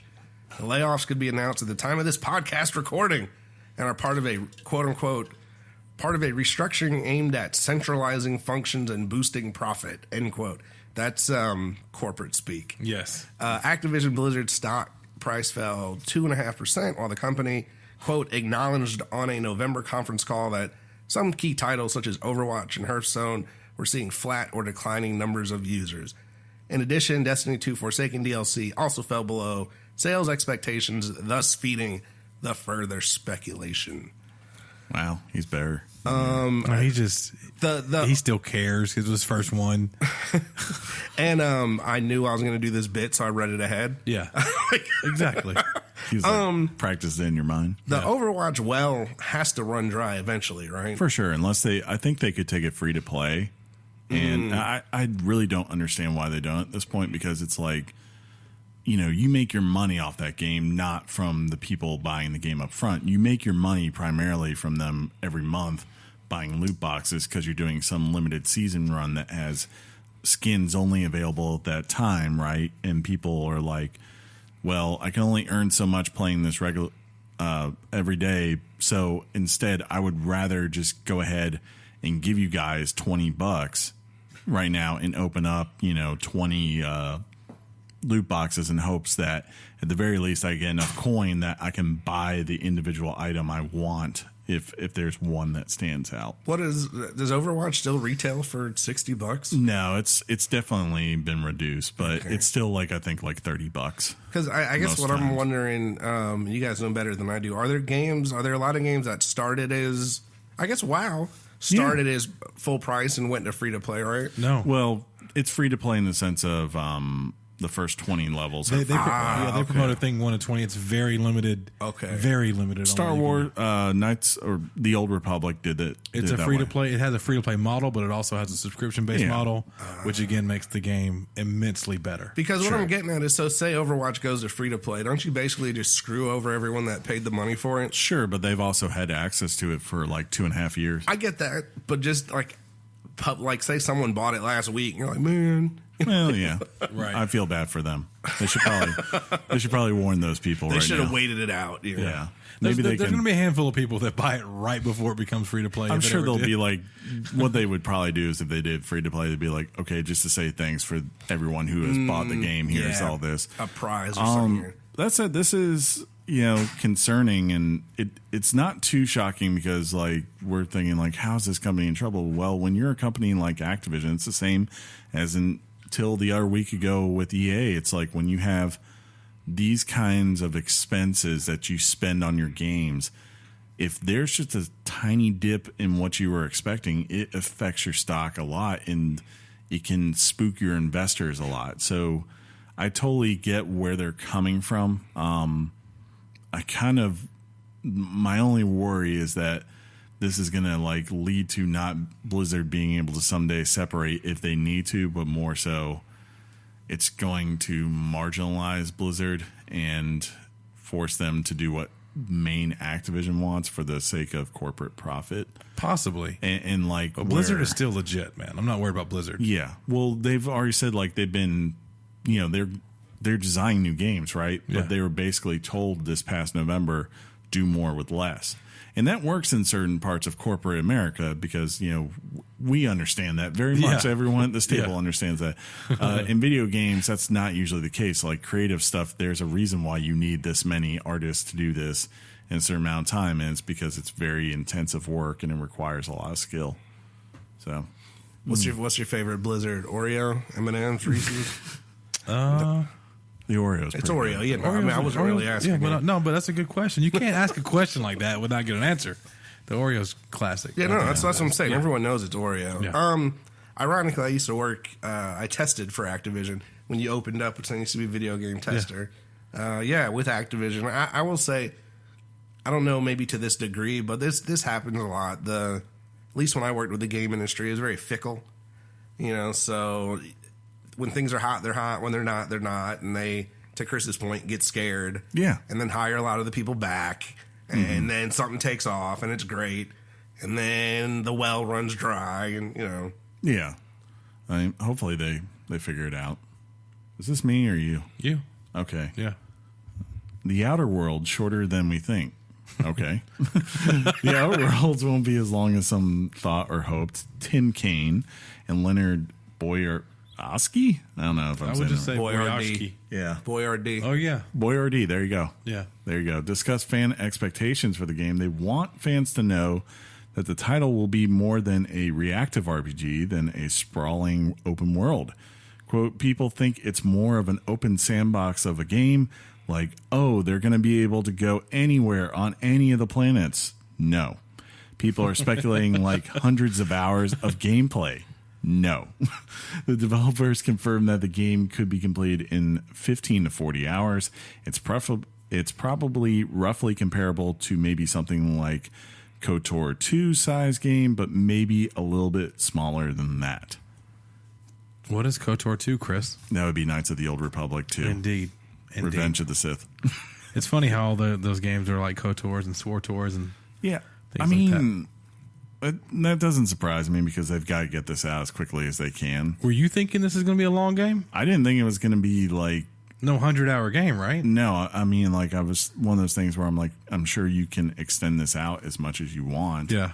I'm sure you could take this to 60, 70 hours. But yeah, I was kind of thinking they're trying to get this done pretty much by the end of this year, right? Yeah. No matter what. Yeah. So it would have been really shocking to actually have a game like that. That's a very hard thing to make. And it's clear that their plans will for the future lie somewhere else, not in this. You're probably right. Yeah. Yeah. You ever heard about this game, Tony? Probably not, huh? No. It's by Obsidian. Is this the new Oddworld? Oddworld's Odyssey 3? Think of like Fallout, but in Fallout BioShock type vibes, Gotcha. but in space. People were they showed this. Oh, no, actually, Casey's probably hyped on it. no, I think Betty maybe brought it to one of our episodes, showed the preview. Is it kind of silly? A little bit. Yeah. It looked awesome. I know that one. Yeah, they showed it at the Game Awards. It was pretty dope. Yeah, it just came out of nowhere. Yeah.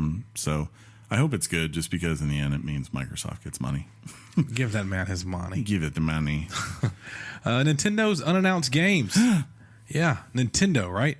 Shinya Takahashi, planning and development manager for Nintendo, recently said in a business Q&A, quote, I've heard some people say we have a tendency towards slow development, but that's certainly not true in every case. True. We have titles currently in development that we haven't announced yet, some of which we're preparing to release this year, and I don't anticipate the kind of delays they would be concerned about. And that's an end quote.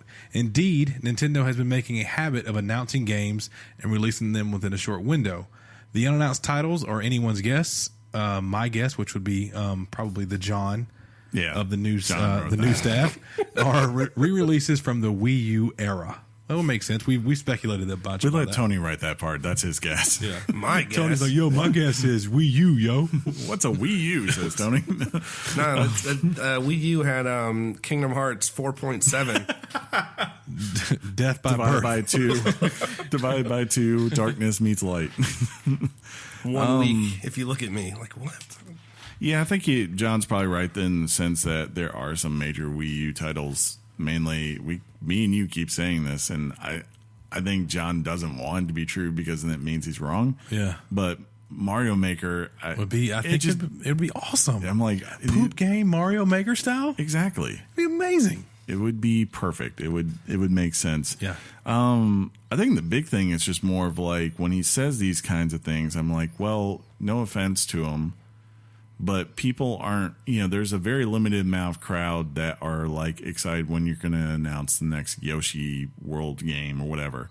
And that's fine. But I mean, I think it's more of like, okay, so you're announcing that.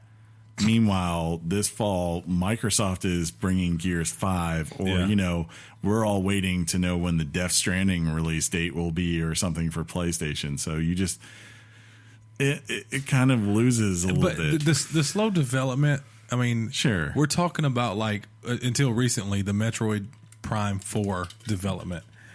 Which got canned and restarted.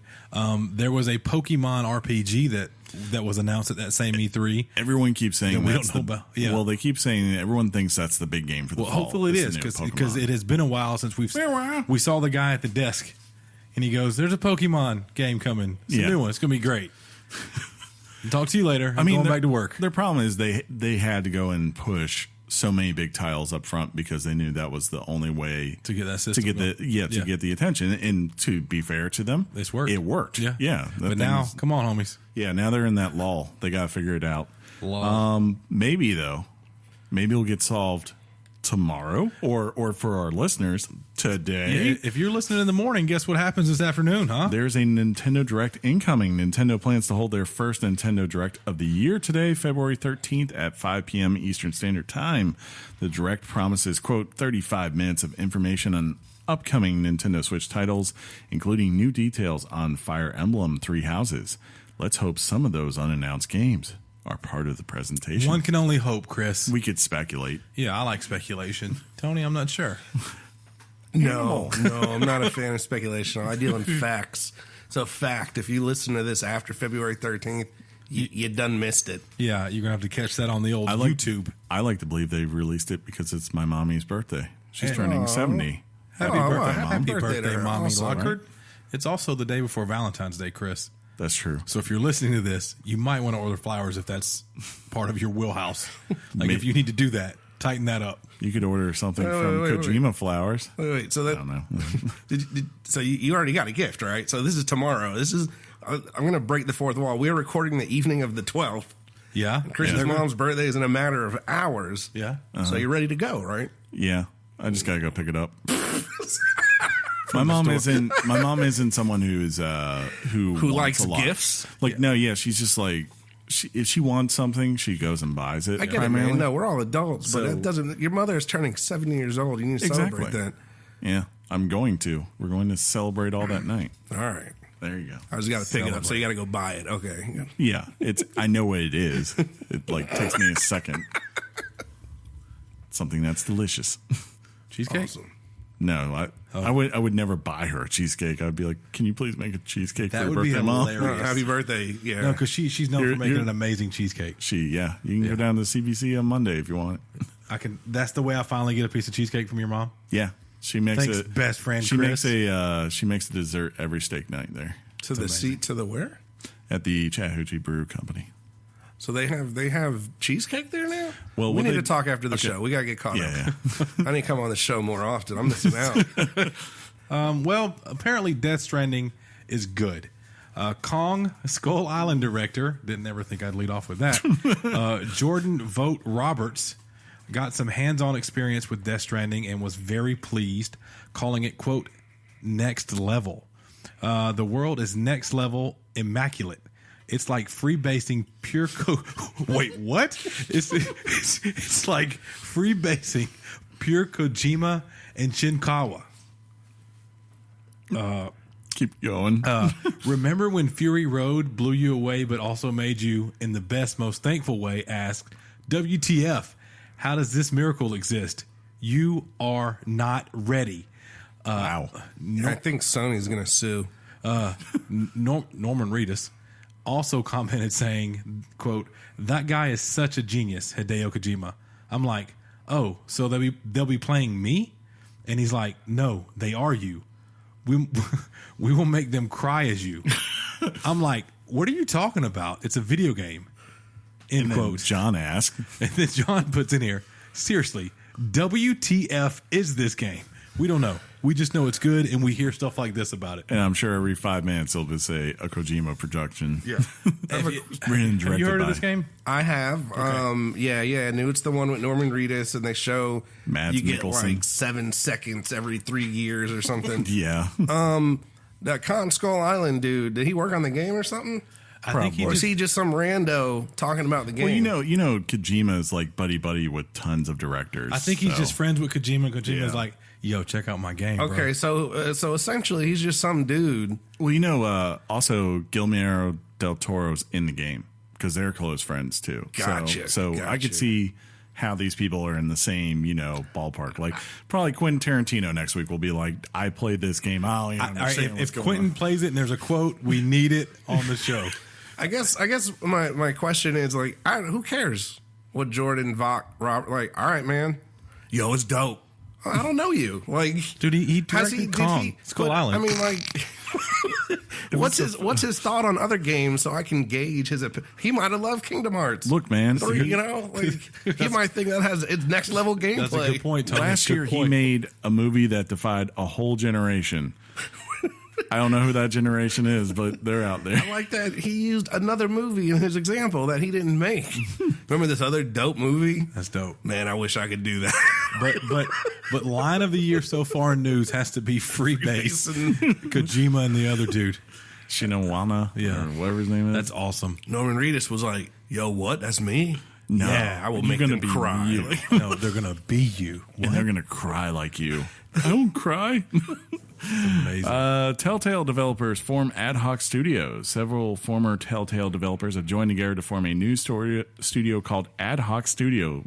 What a weird title for a studio, right? Yeah.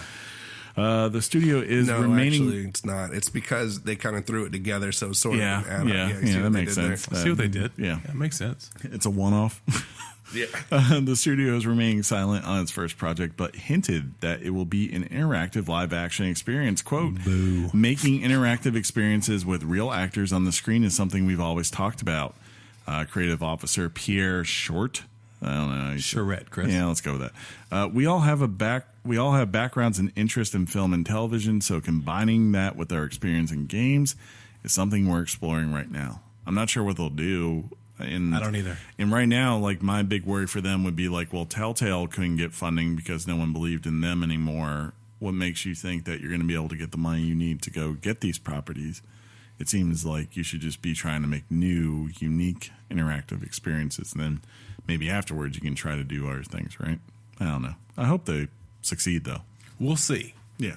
Yeah, Tony, that was the big news. Telltale, I heard about that. Yeah, That they there's brought. a Because whole thing. as a casual, the cash. I knew a lot of good things. I've heard a lot of good things about their games. Yeah. I might have played some of The Walking Dead. I don't know. John hates them. And thought they were almost like a new genre and thought they were doing well. And then, I heard this. Yeah. But at least these guys like movies. Have they seen Kong Skull Island? Like, they haven't. Yo. They need to, yo. That's dope. Obviously.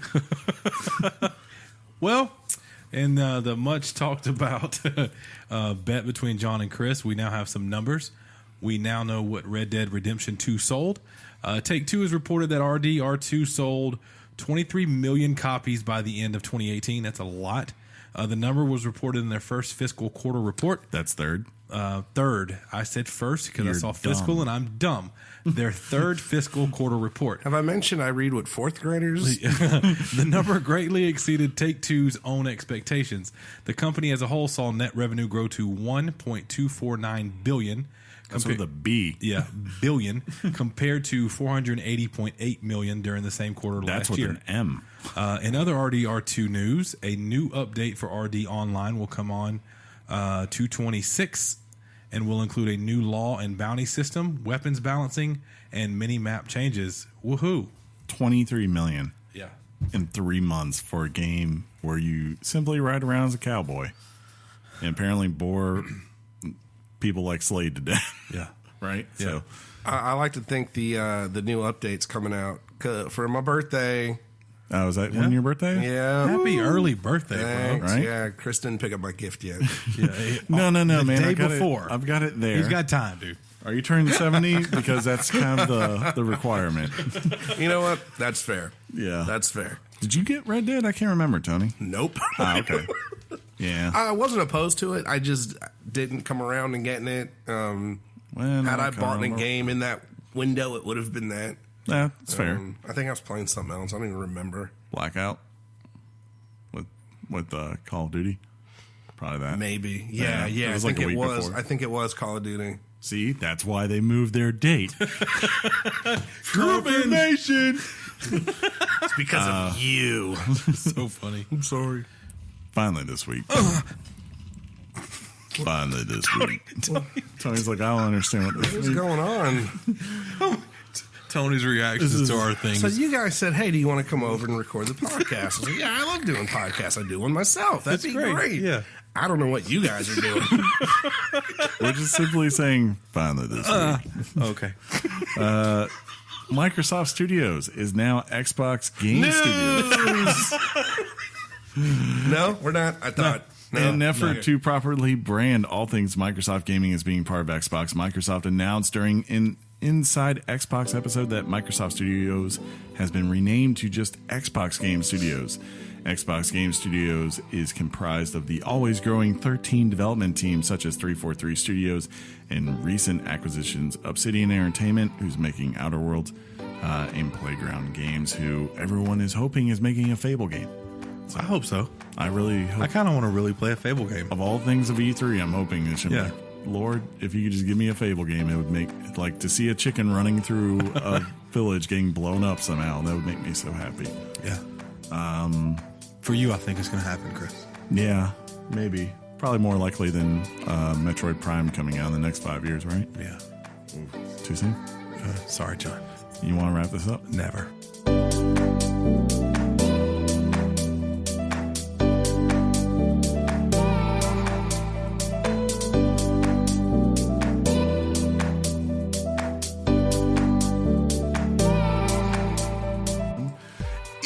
Electronic mail from the future. Tony didn't know what that News. He's getting there. He's trying, man. Oh, is that what you guys did? Hey, ho-ha. Hey, yo, ah. All right, here we go. If you want to write your thoughts and opinions in, you can do so by writing us at weeklygameschat@gmail.com. That's weeklygameschat@gmail.com. Just like RJ did. Yeah. Tony Just never like writes that. in. Yeah. Kind of makes I don't me think I sad. knew the email address. I'm going to start. I'm like, I need to start an email. You know, you could what's that? probably logic it out in your mind, right? Yeah, logic and email address? Okay. Yeah. that's- You're like, hey, I got friends. They have this thing called Weekly Games Chat. Where would you get a common It'd be really funny if we email had just box? a whack email name that didn't go with it. Chris Sean John 6972 forever. At gmail.com. Weekly Games Chat 358 divided by 2 divided by sleep And double it. at Hotmail. Anyways, hey guys, it's RJ again. What's up, RJ? Just wanted to give my score on Kingdom Hearts 3. Ooh, so sorry, right? You're completely different from the boys this week, there, Yeah. RJ. I scored 9.9 Richards out of 10. Only small complaint I have with the game is the triangle command that pops up. There's no way to choose which one to use if you have more than one. Bro, no, I'm serious. Like, there's so many times I'd want to open a treasure chest. Apples. Like, what? Why are there apples? I don't know what that means, but I like it. They're because they go. He's absolutely right. They go to the same one triangle command for everything. Everything, yeah, you don't know what's different. So if you want to fight someone, like do a thing or pick up an apple or pick up a I'm with him on that.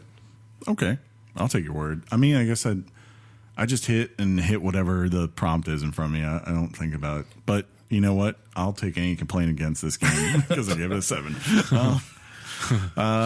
Ultimately, this game is amazing. I'm at the final boss and have yet to play it simply for the fact I don't want the story to end. You and apparently Kingdom Hearts. I'm at the edge of my seat with what will come, but it's a great game. Game on, you guys. Sorry. Game on, RJ. So sorry, RJ, that we... Yeah. If one day I ever play this game, maybe you and I are the same, but as of right now, Your boy Chris is not with you. But we said this. We said, like, if you're a hardcore fan of this, I'm sure. I'm sure it probably is that for you because you're so invested on everything. Next up, I'm trying to make sure I get the name here. Doesn't look like there's name. Note. So, Chast. Yeah, let's just says, hello, crew at Weekly Games Chat. What's up? Huge props for Sean. Hey, man, I'm good. Thanks. I'm great. Thank you for. That's funny, Tony. I forgot I'm not part of the crew. Huge props to Sean, and Sean says huge props to you for spelling his name right. Exactly. Through his soldiering through his condition for the last show last week, and I'm sure the rest of the fans appreciate it. It was tough. John, what impressive Richard you gave Resident Evil 2 Remastered. To say that a remake has replaced the original says a lot of just how good a job they did with it. Hearing you ditch the Eeyore voice, just kidding. That's I thought I had the Eeyore voice. Maybe does he got y'all confused? No, because he's talking about the fact that yeah, John gave it a good score. John gave it like a 10, didn't he? John loved Resident Evil 2 and then Remastered. me and Jeff came back and I was like 8, and Jeff was like 6.9. I got this host scale I use, and I'm going to tell you about it, and then I'm going to give it a really low score so it makes sense. Yeah. Hearing you ditch the Eeyore voice, just kidding, and get passionate about something was delightful. Anyway. Wait, was he listening to Geek Versus? Because that's funny. That's funny. That's so funny. Casey, you can write your hate mail in to here, and I will be glad to read it and send it to Tony. To that guy, Tony, who was a guest on your show last week. Right. Anyways, to my question, have y'all checked out Apex Legends yet? Yes. If you already talked about it, and I missed it, my bad. I've been enjoying it so far, but do you think it has a staying power, or will its likeness to a Halo, Call of Duty, Fortnite, Destiny mashup make it too gimmicky and burn out? Love the show and looking forward to the big 200th episode. Would be a good one for the drunk show. Game on, guys. 9! Every episode of this is the drunk show. Are you guys? No. There was one that's super memorable. Chris, it was down the hill of starting to get tanked. He brought it together. We rallied. I think a special episode for 200 should work or could work. Possible. I'm trying to convince Chris, even though I haven't said a word to him until right now, that we should maybe do it at the CBC. But we need a that would be really hard to do too. You just need that's fine. That's absolutely fine. Because See Tony Live podcast have fans. We could do it. Oh no! Shots fired. Just for that. I wasn't implying that yours doesn't. Your show's just fine, Tony. You'll be just for that. I'm coming. Heckle alert! He's like, you suck. He just starts bringing out his guest book. He's like, let me count the people who've been on my show. Oh no, there's only like 2. Yeah. That's still better than. But you're okay with the background noise? Okay, I got you, bro. All right, Dan.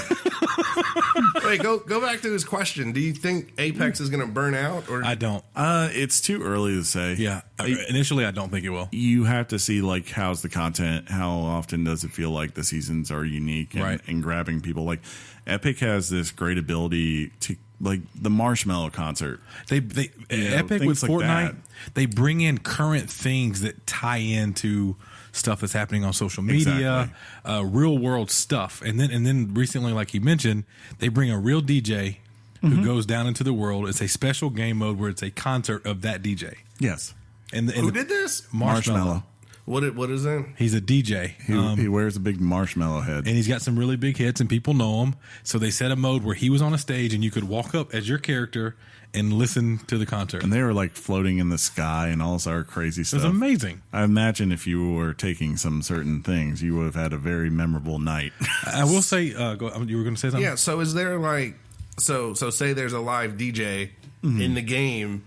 Is that like a non-battle area? Right. Like So it's just social. Yeah. So it's just kind of a. It's one of the few times they've done these things where you can't kill because they did one of their big first live events that was like this is only happening once and that's it. Right? There was they did not turn off killing, and there was a guy who went underneath and like all these people had built up these risers to get a better view of the world event, right? Mm-hmm. And he went through and set the record for the most kills in one match by taking it down. Like he got 45 kills, and someone looked at his KD rate ratio, and it was like 0.046. He's clearly terrible and just took advantage of that moment. Yeah. Well, then he was amazing. Had they not seen the 20-year-old Warcraft video? Right? Let's do this. Not that one. The Scatman. Oh, yeah, Scatman. Yeah. Yeah. Everyone more. I love the funeral music too. But the one where the one I watched where it's like very sad, somber funeral. Yeah, But then the other one was like, well, that too. Yeah. They're like running in, and it's crazy. One of my favorite things ever. Yes. As far as what we think, though, come back next week and you'll hear what we think. We have thoughts, yes, for sure. We do have some thoughts. John probably doesn't. I don't. Yeah, he's like, what did they play Legend? What do you mean I got to play online? Red Dead 2. Joey writes in and says, hey, guys, love the podcast. I'm from Montgomery, Alabama area, so I enjoyed the talk about Alabama football. Roll Tide. Roll Tide, sir. Roll Tide. I'm curious if y'all still plan on doing a spoiler cast for Red Dead 2. I really would have liked to, and maybe at some point, now Jeff's beat the game, we could talk about me and him just sitting down doing an off episode where it's just us, but the truth of it is it's hard for us to do a spoiler episode when only one of them has actually beat the game, unless I'd be like, hey, Sean, you want to know who died? Let me tell you, everyone. John, you're going to play this game in theory someday. Like I said, I played it, and when you listen to our initial review of the game, I loved what I was playing. Yeah. I had some problems with my PlayStation, and it kind of went by the wayside. Do I think I may play it again? Yes, but I've also said that I'm going to play Horizon Zero Dawn, and I still haven't opened that game. So, we'll see what happens. I'm so sorry to interrupt. I just got ahead of myself. Yeah. Oh, no, this is pretty good. Oh, Ever writes in. This is pretty wow. Okay. This is epic. I like it. Yes. He says, hey, guys. Hey, Ever. You know, Chris Dunn, I can't say that word on. When I wholeheartedly 100% agree with John about Resident Evil 2 being a 10 out of 10 Richard, an early contender for Game of the Year 2019. I'm a late comer into video games, so I don't have a long history about playing back during my childhood. That's why I really enjoyed what Capcom did here for Resident Evil 2. They took a game that many consider a masterpiece of the horror genre and remade it for this current generation. Resident Evil 2 built on what Resident Evil 7 accomplished, and Capcom polished this game to a point where I went through and beat all 4 scenarios, Leon A, Claire B, Claire A, Leon B, and still wanted to replay the game over and over again. John, keep up the excellent work as leader of this ragtag group of Richards. Chris, you disappointed me, son. I think John should intro the show from now on. Sean, keep on keeping on. P.S. Just kidding, Chris. We both know we can't let John intro the show. It's too much responsibility for one man. That's true. That's what makes you the GOAT. I appreciate it. Look, you're not done. Oh, I'm sorry. Yeah. Keep up the great work, you guys, and see y'all next time. Yeah, thank you, sir. I gave it an 8. It was Jeff who trashed it. Yeah, he was really worried that people were going to write in about him, and we haven't heard anything yet. No one on Twitter said anything about Jeff's score yet. Yeah, his analytical approach to how he scored it. I'm kind of rooting for that, just so we can rag Jeff about that a little bit. But I'm sure RJ is going to be a lot more pissed off at me after I gave a 7, right? Yeah. I just want to say it's often Chris Dunn effed up. I mean, that's... Yeah, this is nothing new. Yeah. Okay, so here we go. Finally. Oh, this is awesome. This is Hydraberg. Let me... This is Hydraberg. It's been a while since he wrote.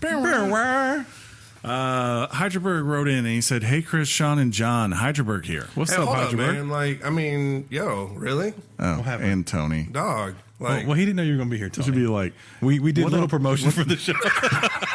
What up, Chris, Sean, and insert random host.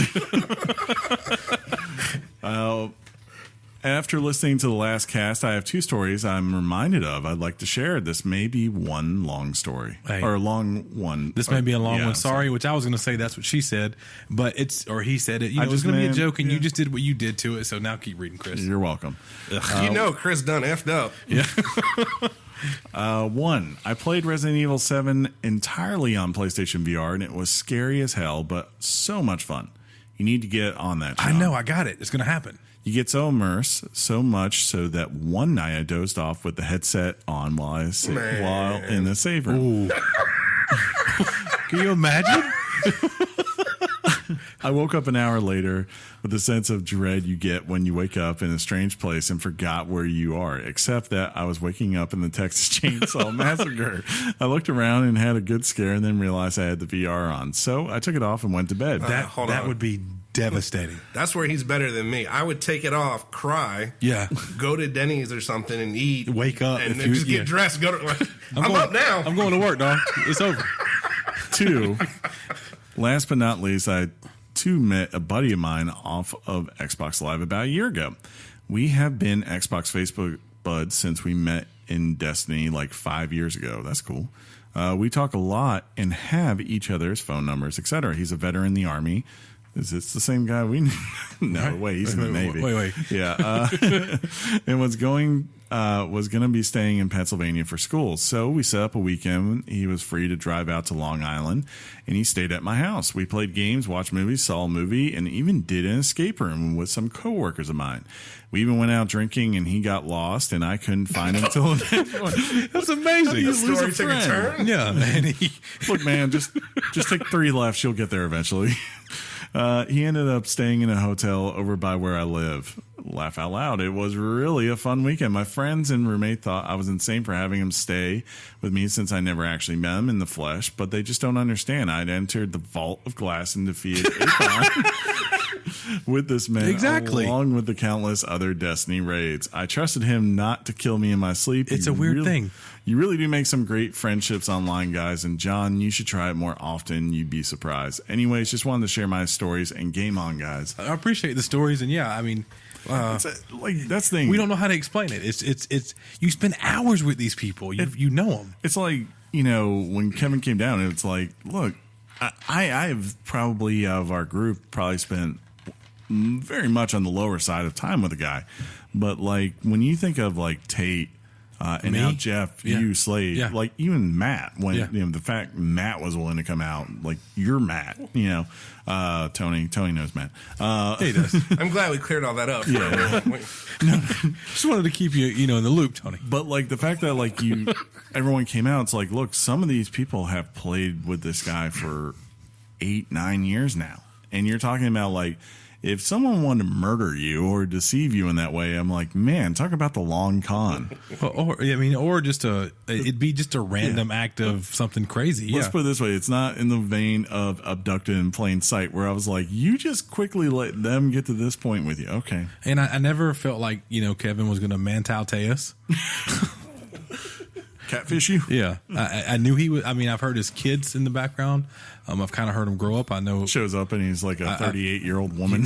If he had shown up and he did not look like he did on Facebook, there would have been a situation. We would have probably been like, hey, dog. Which, to be fair, like Jeff was the only one who really took the risk in that sense because he went to Jeff's house first and then we went to Dinglewood. I would just been like, here's the address of Dinglewood, and then we'll see where this goes the rest of the night. Did I say that? I don't remember if I brought it up that I went to New York to visit somebody. You did. Okay, yeah. So do your listeners know what Dinglewood is? Because then it gets weird. It sounds like a really nice, sweet story. Yeah, the guy came down and then we Dinglewood. So, the reason we came to Dinglewood is because for so many times we would get online and we would talk about the shenanigans that happened at Dinglewood that day. So Kevin started researching what this place was. We tried to explain it to him what it was. We said it's nothing. It's a local spot. It's not what it would sound. It's not what you would guess. Yeah, and we explained what the food was, the atmosphere, and he said when he comes down, he wants to go to Dinglewood. So that's why that happened. So he kind of sat down, and I was sitting next to him. And he kind of looked at it, and he was like, "Huh." Especially when you see that pink weenie for the first time. See, now it's getting weird again. Yeah, I think it's a chili dog place in a pharmacy, folks. I didn't hear your guys' story, but just to hear his story about you really do make for real, legit, deep friend connections with people over games. Or over even social media. It's the same thing. Just like all of our listeners who write in weekly emails to us. Yeah, I mean, I'm not being funny. I think it's awesome. Yeah. That to get to know somebody that close just through especially through a game, through something fun. Like I imagine with you, especially with like the Geek versus I don't have any friends. Well, the Geek versus Facebook group that you've been. Yeah, I'm your friend. Like Tony, you run like the Geek Versus Facebook group, which has like I don't know, a large amount of people, and you are consistently engaging with those people. Like there are people I've never heard of that are definitely not from around here that you consistently talk with. We meet people at conventions, and it's all just doing something like this, and then getting to know people and have them reach out to you and enjoy your stuff. Yeah, that's super fun. It's super cool, right? And I think it's awesome. These guys wrote in. I think it's awesome. This dude met someone over a game. And there's people that meet like significant others and get married and stuff over. Yeah. I know a couple that we all know actually. Now I'm showing my age, but over like bulletin board services. If you guys don't remember those, I do. Okay, I don't. Okay, I have no idea what you're talking about. Your pre-internet, yeah. But over like user groups, over books and stuff. So that's just awesome. That's it. That's. I mean, when dude says he's entered the Vault of Glass and defeated Atheon. No, that's serious. That's real. Legit. Yeah, that's legit. That's commitment, right? Yeah, that's more. Legit. That's more than I can say about most people. Right. Sean, people hit us up on Twitter. What do they say? Yeah. So when you put out that what last week's episode was about, of course, it was about Resident Evil 2. S10 Driving Kelly said, great episode. If you guys do a drunken podcast, you should do it live on Twitch or YouTube. Could be interesting for viewers. I'm going to keep pushing it, sir, because you know what, you Tony, just want to drink. I'll say this: if Tony will let us come record in his studio, no, drink profusely, will happen. Not going to happen. Cool. I don't let you guys in my studio sober. Yeah, he's like, nah. So if you want to keep harassing Tony to let us do this, you can write that email to Geek Versus. What's the last contact part? At Geek Versus. Chris teased what we're going to be talking about on this episode. And by teasing, I meant he put a tweet out saying me trying to figure out the plot to Kingdom Hearts 3, to which Tyrannosaurus had a pretty funny gif, and it's a Futurama. I'll show it to Tony, and it's basically saying you guys share gifs on your audio podcast. Yeah. That is awesome. What we're trying to do is lead them out to our Twitter feed, Tony. See, that's how that works, sir. We don't really understand how Twitter works. I'm learning. Yeah. Sorry to hear this. At Ugler_MP said they might skip this episode because Kingdom Hearts is one of the few series they could care less about. So, hey, that's understandable. And Josh, our good friend Josh, liked that tweet. He thought that was fantastic. So thanks, Josh. Let's see what this is here. I don't want to read that. I'm going to scroll up a little bit more. See if they're at T Hari. Wanted to know if we were covering Apex Legends on the next episode. I need to get on this. See, that was real. Feel like I am. As you heard this week, no, but I didn't mean to tell like Casey. Like when you see Casey, whenever you record next, tell him he needs to get on this because knowing him as a fan of Overwatch, he'll probably feel right. I try to avoid Casey as much as I can. Don't we all? Teej said if someone doesn't do a Donald Duck impression, they were going to be very sad. You kind of did one. Yeah. You did the goofy one a little better, I think. No, Donald sounds bad in the game, so it's kind of spot on. It's kind of spot on. Okay. Let's see. He's just always upset about things in the game for whatever reason. But real Donald Duck in the cartoons, he has his Donald Duck voice, but you know what he's saying. This one's just like, what is that? Get out of here. Yeah, and they seem to like Darnell Duck. Even though he's the one who's casting the magic to change their appearance every world, he's like still surprised and shocked. We had a direct message from Mr. Medician. I apparently butchered that name the first time I maybe said that he followed us. So they said, hey guys, I just recently found you and can't get enough of the podcast. Thank you, sir. Add yourselves to the long list of people who have botched my name. Phonetically, it's M-D-C-N. Do you guys ever talk about or play board games? I do. That's a great question for this current cast of people. I love them. I've been getting into those lately and would love to hear your thoughts. You guys have some of the best ones? Can I refer another podcast that covers board games? Yeah, of course. Go for it. It's One Board Family. It's a good friend of mine. Covers nothing but board games from a family perspective. So it's not all kids games. Yeah. But it's family-minded. Family-minded, clean show, one board family. Just Check it like out. this one. Oh, you know what? Ironically, and this was not meant to be a plug, I am on their episode that comes out this week, I think. Just superstar, Tony. Well, But no, seriously, it's a good friend of mine, and So they do you games. you create a fake Twitter account to ask about board games. So speaking of, what'd you call if Kevin would have came down and murdered us? The long con? Yeah. Speaking of long cons, geez, Sawyer does. New followers this week. Thank you guys so much at M_John_K. Thank you for the following you back. If you allow it, it's pending. They are a Lakers fan forever. Go LeBron. At Tahari, thank you for the following you back. And at JMote54, thank you for the following you back.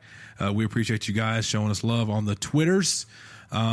At Weekly Games Chat here on Twitter, of course. And I'm sure Chris is going to tell you all the ways you can get in touch with us. Thank you so much for listening this week. Oh, I forgot about the one which you actually asked, though. If you want a suggestion for me for a board game, Betrayal on the House of Haunted Hill, or whatever it's called. Right now. I'm all about some space base. That has been my jam. Where do you play these at? I'm in a board game group. Oh, can I be in the board game group? In all seriousness, it's a public group. You're all welcome to join us. Yeah. A really good group of people, which is how I met the guy that does that show. Oh, okay. Cool. Fun fact. Fun fact. Do we have anything on the Facebooks, Chris? I bring all the fun facts. Nothing not out there? really. Okay. Yeah. Damn, dude. Why you gotta call it? I'm sorry, darn, dude. Why you gotta call it out? Well, because we told you. Now you look like a fool. Well, we do the thing where we acknowledge the zeros. Yeah. We have to. It's kind of like acknowledging a bad joke. That's fair. That's Yeah. fair. So Chris gets all like, fine, it's fine. Thanks, guys, for writing in. We appreciate it when they don't write in. And I'm like, you know what? It's probably fine. What's up with the Waffle House? Waffle House is delicious. Basically, I got bored on a Sunday after New Year's and said, I need to start updating these things. So I started making logos that were kind of at least based off of things I like. And one of those is Waffle House. You don't even like the Waffle Who House. doesn't like Waffle House? Dude, Waffle House. You don't like Waffle House. You just don't get drunk with me, so you've never seen me. No, I'll eat it sober. I'm straight. I love it. Right, we went to lunch at the Waffle House 2 days ago. I'll go to Waffle House right now. Oh, Right. the one comment we had when I posted the logo for this week, Andrew, a friend of the show, wrote in and said, spoilery or non-spoilery, and I said, I think if we even tried to spoil it, no one would understand 95% of what we're saying. Right. I played it. I can't spoil it. We don't even know how to spoil it. It's crazy. Chris, do you do all the artwork for this show? I do. Oh man, those are awesome. I you. mean that. I'm extremely impressed with. Yeah, it's amazing. I've gotten better at it. It's amazing. No. I'm being 100% serious. How it always fits the theme. It's not just a picture of the game. The copy, the text fits the theme of the episode. And I think it's awesome. I'm very proud of that one. Yeah, that was dope. No, they're honestly, man, they all look awesome. They're like my children. Very well done. This is when you say thank you. Don't Chris. make it weird. Thank you. Yeah, you just take the. You just say thanks, man. The other one we did, Josh wrote in one. They're gonna cry as you. What? The other comment we had on our Facebook page when I posted the Resident Evil episode, Josh Drago wrote in and he said, "What up, Chris the Wizard, Sean the Ranger of the North, and John Baggins, Bear of the chop One Ring." liver? There's chop liver here. Yeah, Tony the I don't know. He can't fit in. No, Tony, you're right. I'm the Ranger Tony of the the North. wielder of the Infinity. Sure. You shall not pass. That's hard. We do that every Fly, now. you fools! Fly, you fool! I wrote you to it's you people. Sparewire. Oh yeah, Sparewire. Since I wrote you good people of Gondor, I recently played Resident Evil 2, and I think it's great and challenging. I tried to get an S rank for Claire, but I got an A since I finished it in 4 hours and saved twice. This question is for all three of you. Since I mentioned a lot about Lord of the Rings, if all three of you went on a long journey to take a game to Mount Doom to destroy from existence, what game will it be? Thank you, guys. Here's a quote from Lord of the Rings, and I added a spin to it. You are the luckiest, the canniest, and the most reckless podcast I ever listened to. Bless you, laddies. Oh, I swear I thought it I'm said trying ladies. to remember. Let's pocket that because I want to hear John's response. Yeah. Let's literally remember that. What the? Okay. Tony is a special guest of the Tony, show. what you can game answer would that you take now. to Mount Doom? Would it be Kingdom Hearts 3 because you never want to play it again? Or No. It's not that bad at all. I'm looking forward to what you guys have to say when you do do that one. That means it's a bad game, Chris, that we want to make never sure have I'll here. ask That's a good you. question. That's a great question. I'm seriously, if we don't do that next week, we're going to be called liars, Chris, and I don't want that. Okay? Then why don't we just do it now and say Because screw John John? has to be John's here. not here. Yeah. No No, one that's- cares about John. You know, the four of us, the trifecta. Beep, boop, boop, boop, boop, bring. Call back. The Triforce, the official Triforce. was really Oh good. God. This has been episode, I believe, 192. Yeah, hold on. I'm going to interrupt you. I'm sorry. Man, that is awesome that you did 190 some odd episodes of these. Yeah. It is, I don't know if I mentioned I too make a podcast. Yeah. It is not easy to do almost 200 episodes. So well done. Thank you. Thank you, sir. Congrats. Way to not kill each other. Way to keep it going. Yeah. It's come close a couple of Yeah, times. we've had a couple. They all do. They Yeah. all do. But you managed to get through it. And obviously, man, people are digging it. So right on. It's Yeah. What do you mean you want to talk about Red Dead this week? What? Tony, man, I don't know if My I've ever mama, told you. We've definitely praised you on this podcast because with your vision, we're here. As Yeah. well you should. No, that's awesome. No, Legit. I always- I've called you the godfather of this podcast. That is too much, but I appreciate it. I've said this, ladies and gentlemen, if you like this show, first off, check out Geek Versus. And second, remember that it is because of Geek Versus this show It's exists. legit, Tony. Like, We don't get to do this. We've invited you one time in 192 episodes.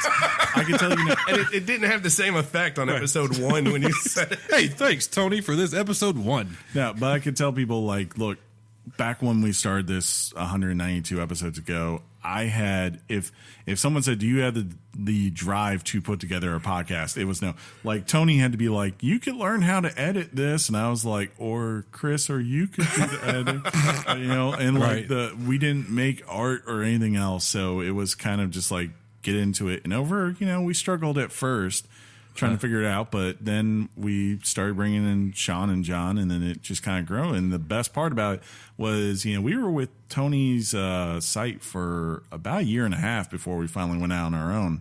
And the whole entire time, I can say this, Tony never once really did anything. He let us do us, yeah. Yeah, he was like, look, you all be this, be that. And that's pretty nice when, like, someone is pretty much fitting the bill for your show and, like, putting up your support to launch you. Oh, no, you guys still owe me. I got notes on that. I'll take you to Indian. I will, bro, I'll take you up on that. Right. I will take the credit for helping you get started, but you guys have to take the credit for keeping it going this sure. long. Word. So then we right just- on. Let's all just keep praising each other. Yeah. That's great. Golden chopsticks soon? All right, cool.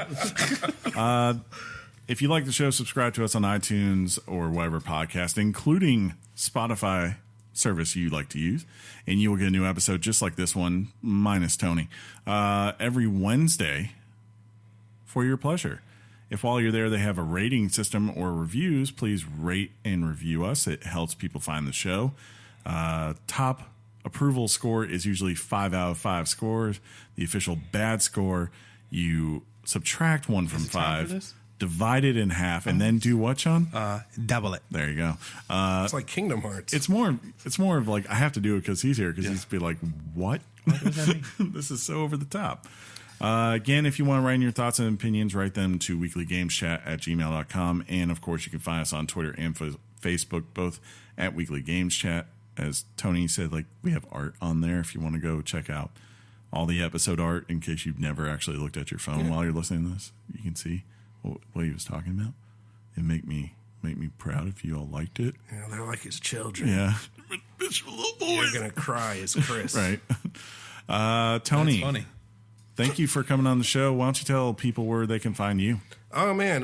You can find me and the podcast and my friends Betty and Casey at Geek Versus. That is GEEKVS. At all the lovely places you can find the Weekly Games Chat podcast. Ooh. And we're also on the Twitters, the Facebooks, and the geekversus.com. You're everywhere. Yeah. Just go to a con down here in Atlanta. You'll probably find Tony. And be Just like, sure. wandering around. Like, hey, guys. And then Tony. you can ask them, like, what do they look like? And you'd be like, it wouldn't impress you. You don't want to see them on a Twitch stream. Just trust me. No, I'm the best looking one. That's not saying. Well, John's not here today. Let me take that back. Don't say that about John. Dude, we're going to be on Twitch. You go right ahead. We're going to be recorded on video. It's going to happen. The people are speaking. I'm gonna buy. They want to it. see us drunk on video. The only way I'll do it is if I can buy like a big Keg. T-Rex outfit, and just that would be amazing. people will never know what I actually look like. I'll be the masked singer of the show. I love it. And if you follow enough of people, follow us on Patreon. Maybe I'll finally take off the mask. Heck yeah, dude. Right? That's how you do it. Yeah, that's how we get it. Yeah. That said, until next time, I will simply say game on Sean. Game on, Chris. Game on Tony. News. Game on, Tony. Thank you. Your mom's box. Peace out, everybody. Now you have to say a tagline, Tony. Do you have a tagline? This is terrible. I'm so sorry. Gosh, Sora.